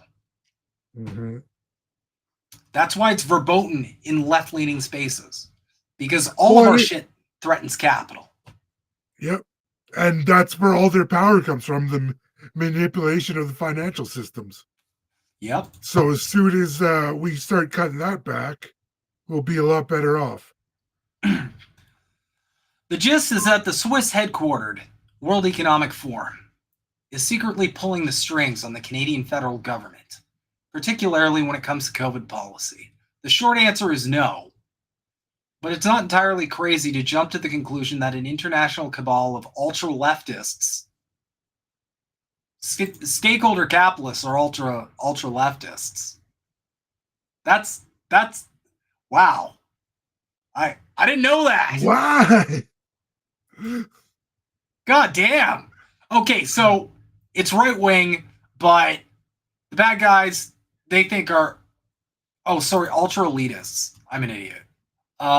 Is secretly pulling the strings of world affairs, particularly when they keep claiming as much. Let us explain. World Economic Forum head Klaus Schwab certainly acts like the head of a global conspiracy. Schwab has a thick German accent, eerily straight posture, and a penchant to consistently claim that he deserves the Nobel Prize and has infiltrated governments around the world. Well, it's not that he's claiming that. It's that there's receipts that we provided in this string. Most notoriously, in 2017, he claimed he was able to penetrate the cabinet of Prime Minister Justin Trudeau by virtue of the fact that many of its ministers had once been members of the WEF's Young Global Leaders program.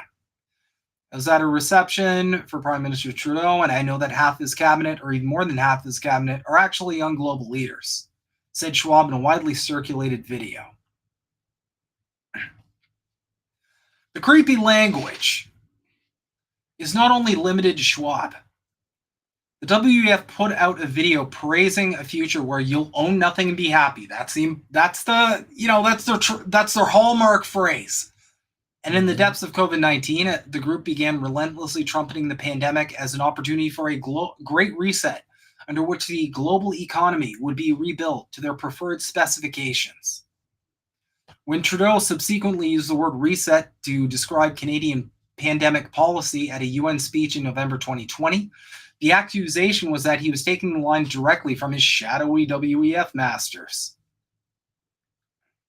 The WEF is basically a group of absurdly rich people pretending they're saving the world.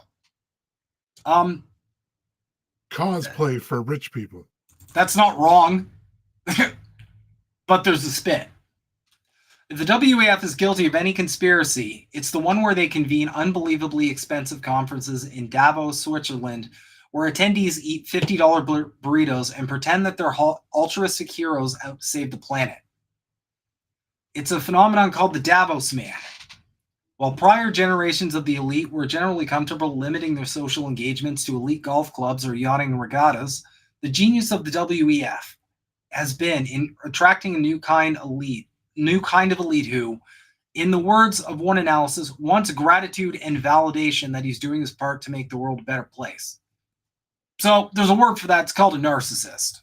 If you want the specifics, it's a covert narcissist. They just want the gratitude and the validation. They don't care where the fuck it comes from. That's all they care about. It's also called a neoliberal. A recent Vanity Fair profile called it a place where the uber rich schmooze and strike deals under the guise of saving the world. A frequent theme of WEF summits are corporate and world leaders giving high-flying optimistic speeches about human brotherhood, even as they pursue policies that are effectively the exact opposite, such as Microsoft CEO talking about AI ethics as his company sells surveillance technology to China. You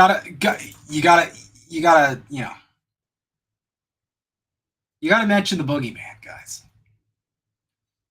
It's for this reason that the WEF has an uncanny ability to attract a who's who of CEOs and G20 political influencers. Anybody can attend an elite networking conference, but only the WEF offers a prospect of doing it while feeling good about inventing new civilization-saving buzzwords, such as friendshoring. I don't know what the fuck this is. Hold on. What is friendshoring? Way too much. Someone go look up friendshoring. I don't know what it means. Here's the spin, because you know there's a spin coming. There's a bit of difference between attending a conference and being a compliant Illuminati puppet. Conservative MP Michelle Rempel-Garner is obviously no fan of the Trudeau government, but she did attend a Davos summit in 2016. In a lengthy essay for The Line, she described it as basically an academic conference, albeit way more expensive and elite. But the appearance has dogged Garner ever since with allegations that she's a WEF puppet. The thrust of Garner's counter-argument is that conspiracists are putting too much stock in the notion that a politician could have their entire allegiance shaped simply by attending a conference, receiving an award, or reading a badly conceived white paper. If Trudeau has a weakness for using WEF talking points, she wrote, it's mostly because he's an idiot who recycles fashionable buzzwords and wouldn't mind an invite back to the Davos party scene. How much longer is this? Oh my God. Think of it as a secular version of the accusations that once dogged the Catholic Church.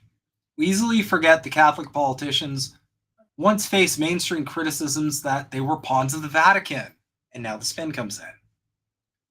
In 1928, U.S. Democratic presidential nominee Al Smith was decisively defeated in part because of accusations that he would amend the U.S. Constitution to establish Catholicism as the country's state religion. And here's where the spin comes in. The WEF ultimately kind of sucks at influencing world events. One easy way to debunk the notion of the WEF as a secret world government. That guy's super cool. He is to take a look at just how many of its alumni refuse to honor the group's utopian version of stakeholder capitalism and global free trade. Okay.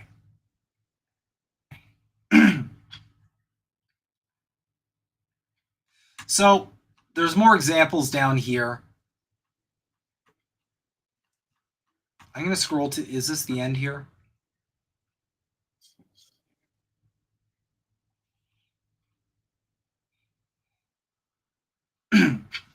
Okay. So, what's the point of me showing you this article? What's the point of all this? Think about what the conclusion that article is trying to make you draw. Is it that the World Economic Forum is a valid concern? No. Is it that the World Economic is a conspiracy theory? Not really either. What that article is trying to do is to basically create the illusion that they're just a bunch of harmless LARPers. That's it. They're just a bunch of cosplayers. It's a bunch of rich people sitting around playing dress-up. Mm-hmm. Don't worry about their big plans for the future. They're harmless. They have no hand in affecting and influencing the future. They can't influence anything. Except for go look at the things they talk about and go look at what's happened in real life. Mm-hmm. Okay? ESG, yep. ESG's a thing. They talked about that.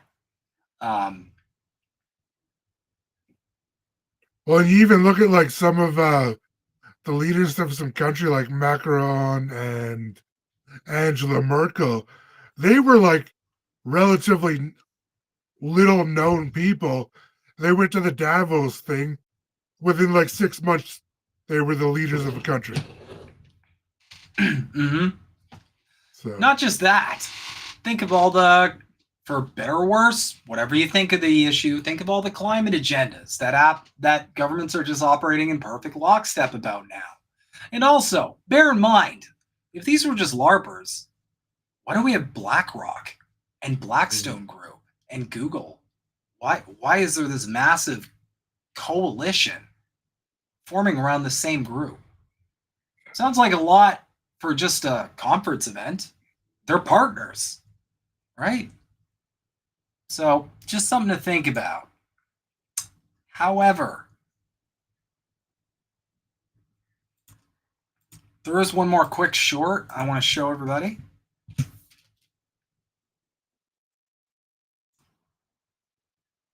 Hold on. Okay. This will be more of a live react. Hope I will have the pleasure still to be invited for the meeting when we meet for the 20th Governance Summit.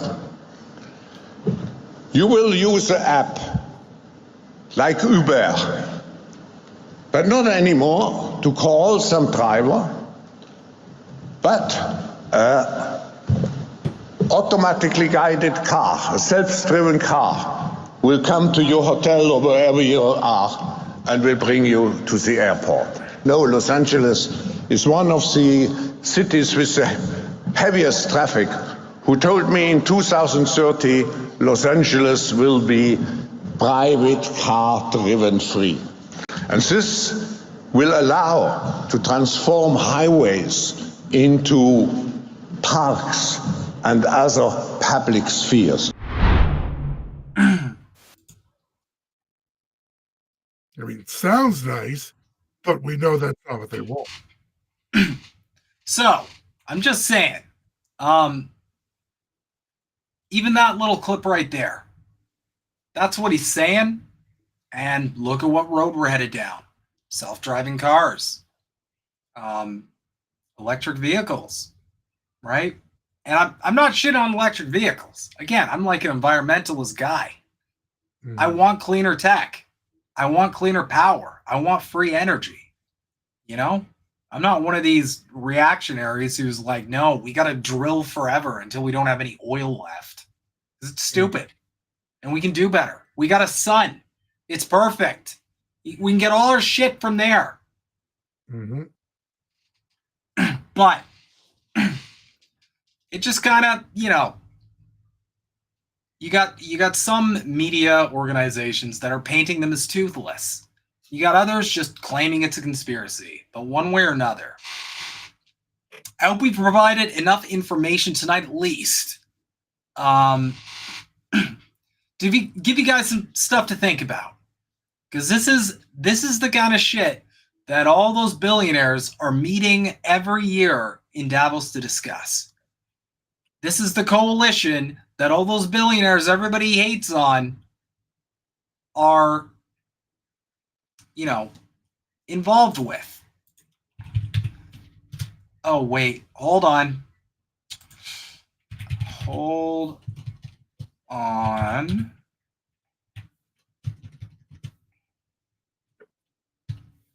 Oh, really? Interesting. Interestingly enough, Elon Musk's companies are not a part of this, which likely could be. I mean, there's, when you're the world's richest person, there's a way around it, obviously. But that was interesting. I digress. For our closing discussion tonight, and I want everybody in the chat to take part in this too.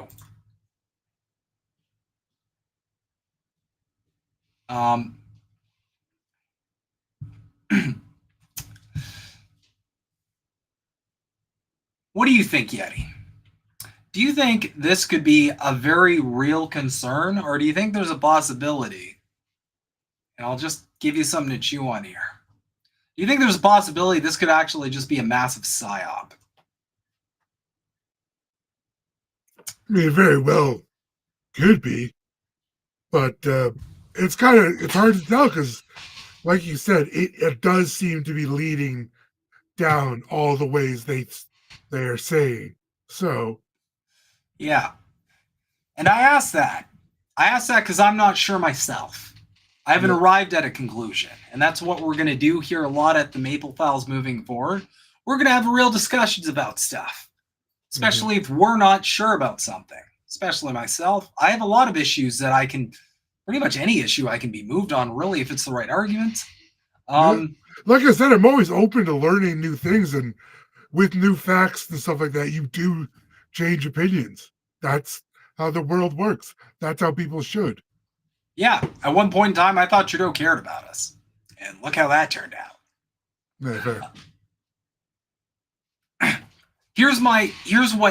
So there's a couple things that gives me a little bit of pause. First and foremost, the fact that this is so in the open, the fact that they've got a YouTube channel where they're just laying out all of these future plans. The fact that you can buy these books on Amazon. We know Amazon is engaged in censorship before with certain stuff. YouTube absolutely engages in censorship of certain stuff. So, if this was some grand conspiracy, why is it so free for everybody to look at? Why do they have something as weird and creepy as you'll own nothing and you'll be happy? Why do they have a Dr. Evil turtle motherfucker up there who looks almost cartoonishly evil? Looks almost cartoonish like Bond villain shit up there saying, and if you notice in all his rhetoric, he's not saying we could have this.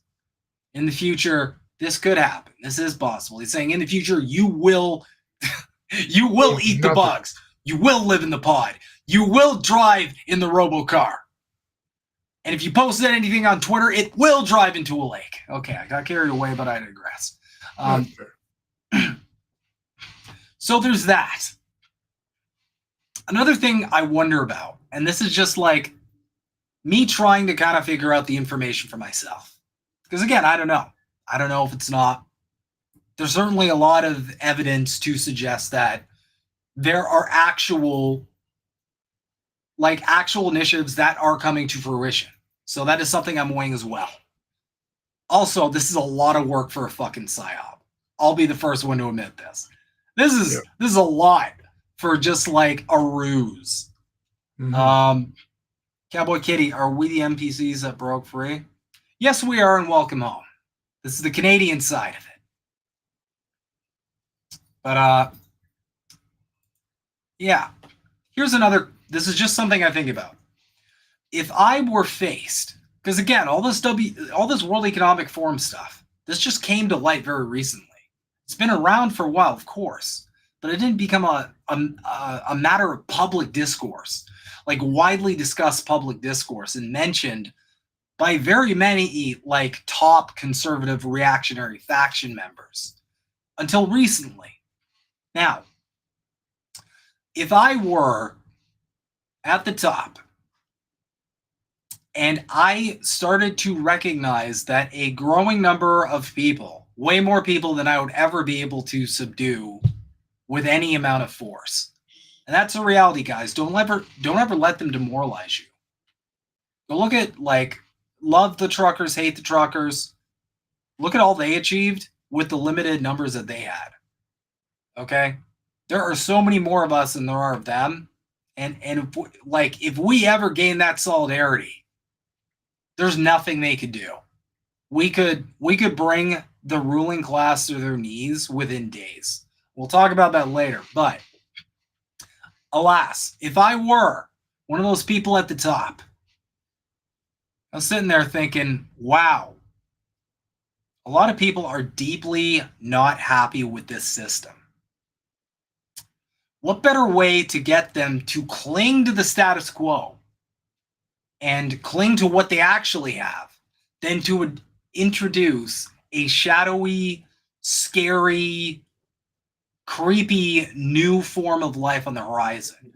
You own nothing, you like the bugs, you live in the pod, you got the robocar, the 15-minute cities. We didn't cover that tonight. Maybe we'll cover it later on. All the creepy, kind of proto-fascist, definitely dystopian leaning, dystopian curious, kind of tendencies of what they're putting in front of our eyeballs, because they're putting this in front of our eyeballs. They're not hiding it. They got their pants down. They're like, look at this. I don't know why I made that analogy. So like, what better way to get people to go from revolutionary fervor, which is we want change, we want something better, to reactionary fervor, where it's like, I don't like this direction, we need to stick to the status quo. What better way to do that than with some shadowy, scary sort of organization like this? And it's tricky because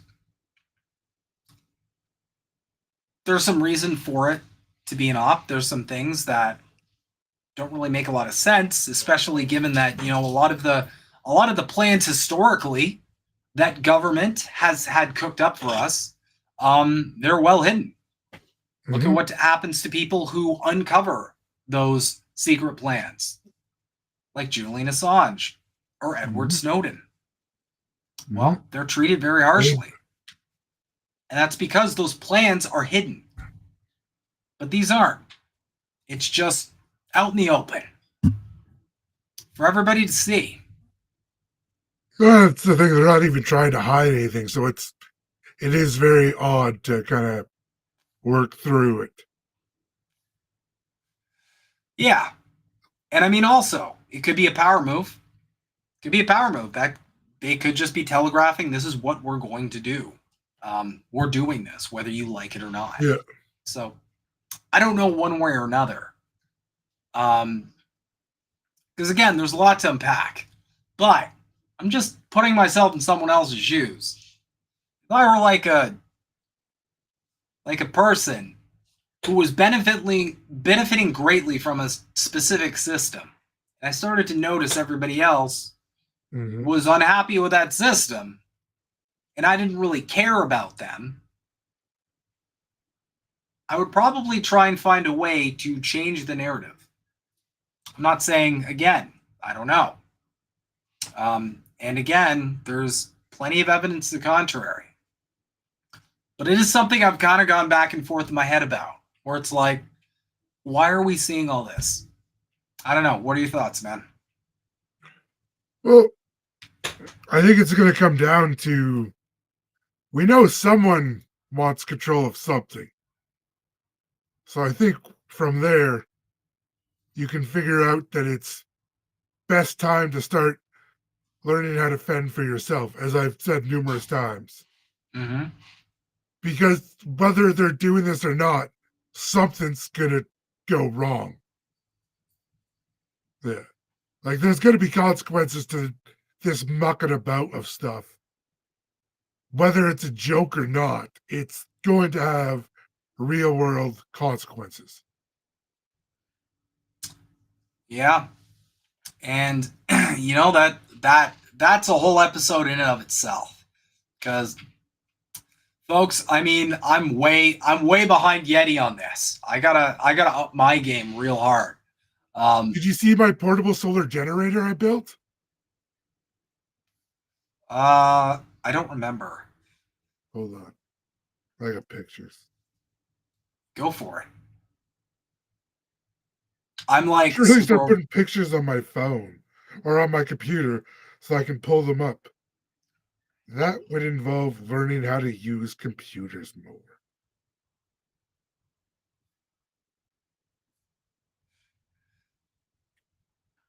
Oh, that's fucking cool. Yeah, so I got 2 panels that just transport on it, and then I can spread them out after.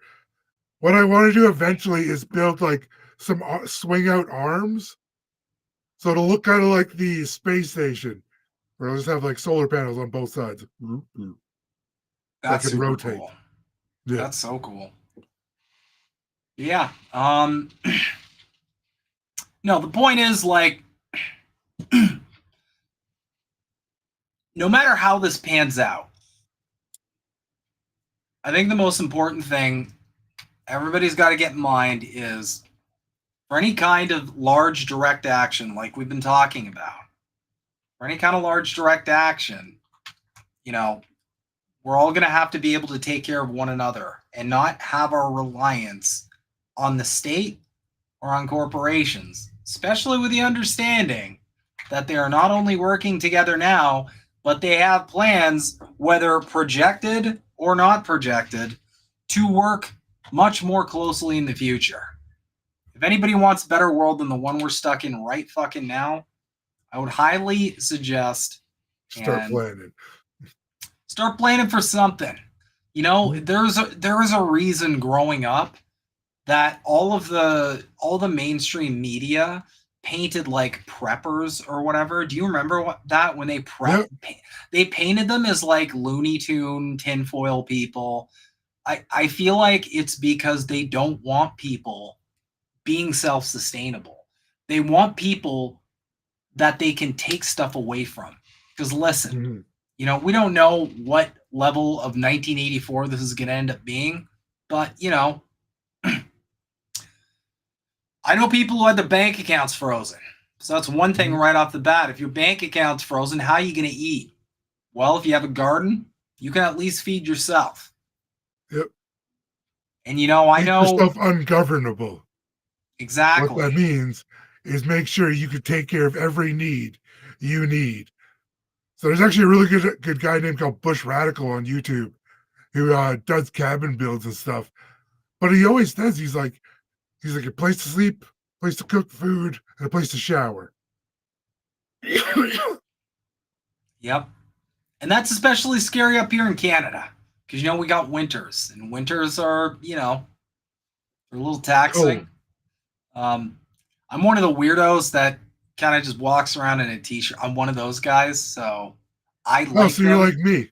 Yeah. People used to laugh at me because I'd have sandals in -40. Yeah, exactly. I was made fun of as a kid for it too, because I was jogging in a tank top and shorts, and everybody was like, "What the hell are you doing? You're gonna die." I remember one time my to this day I don't even know. It must just be like, I don't know, the heritage. I don't know how else we pulled this off. My sister and I, growing up, one Christmas got really drunk on vodka, and we literally passed out in the snow. We just slept in a snowbank. We were sleeping in a snowbank, and we were fine. My dad found us like hours later. He woke us up. He's like, "Get in. How are you alive? Get in the house." We were just fine. We were fine. The snow was melted around us and shit. We were just like, okay, well, get back in the house before I kill you. Wait, what? Okay. Yeah. What's this kid doing out here? Exactly. All right. Well, anyway, that was Canada in the World Economic Forum. Everybody, I hope that was informative, not just for getting a bit more discussion and visibility, hopefully from more of an analytical perspective on the World Economic Forum itself, but also Canada's involvement, because this is a Canada central show. There's definitely a lot of things to think about, not just in terms of the neoliberals, because we know they're always gonna protect capital. And if there's anything you need to know, it's that liberals will always side with fascists against revolutionaries. Mm-hmm. Every single historical example of this has proven this to be true. Always have, always will. There's a reason why scratch a liberal and a fascist bleeds is popular. The conservatives, it's just in the name. Like, of course. They're gonna oppose any kind of revolutionary change, because that's why they're conservatives. They think everything's fine. Yeah. Even if everybody's saying it's not fine, they have a vested interest in it being fine, because it's fine for them. That's how that brain works. So, I digress. We are reaching the end of this show. Any final words, Yeti? No, I think for the most part, I just want to thank everyone for tuning in. This has been pretty fun going about this little journey, and like I said, we'll be doing more stuff as we go, and I'll be able to show off some more sustainability once I'm actually out on the East Coast and can build some stuff. So, for sure. I just like to make a final disclaimer, guys.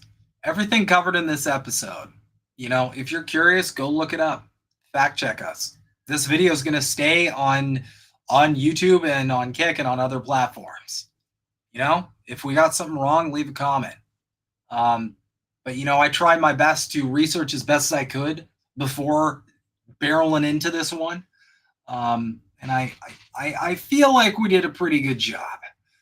But again, always hold us accountable. Yeah, you do a great amount of research. I'm slacking on that. I really got to get my ass in gear. That's fine. Well, it's episode 4. We haven't gotten our groove yet. It'll come. Believe me. Anyway, guys, thank you guys, everybody, so much for tuning in. Not just here, but on Twitter, on Kick, on everywhere. I'm seeing all the different. Oh, okay. That's cool. You hover over the eyes and it gives you a whole list. Okay. Thank you to everybody on Twitter, Facebook, my YouTube channel, and Indie News Network, both on Twitch and INN. Thank you guys so much. Appreciate it. We'll see y'all next Monday. Have a beautiful week, everybody.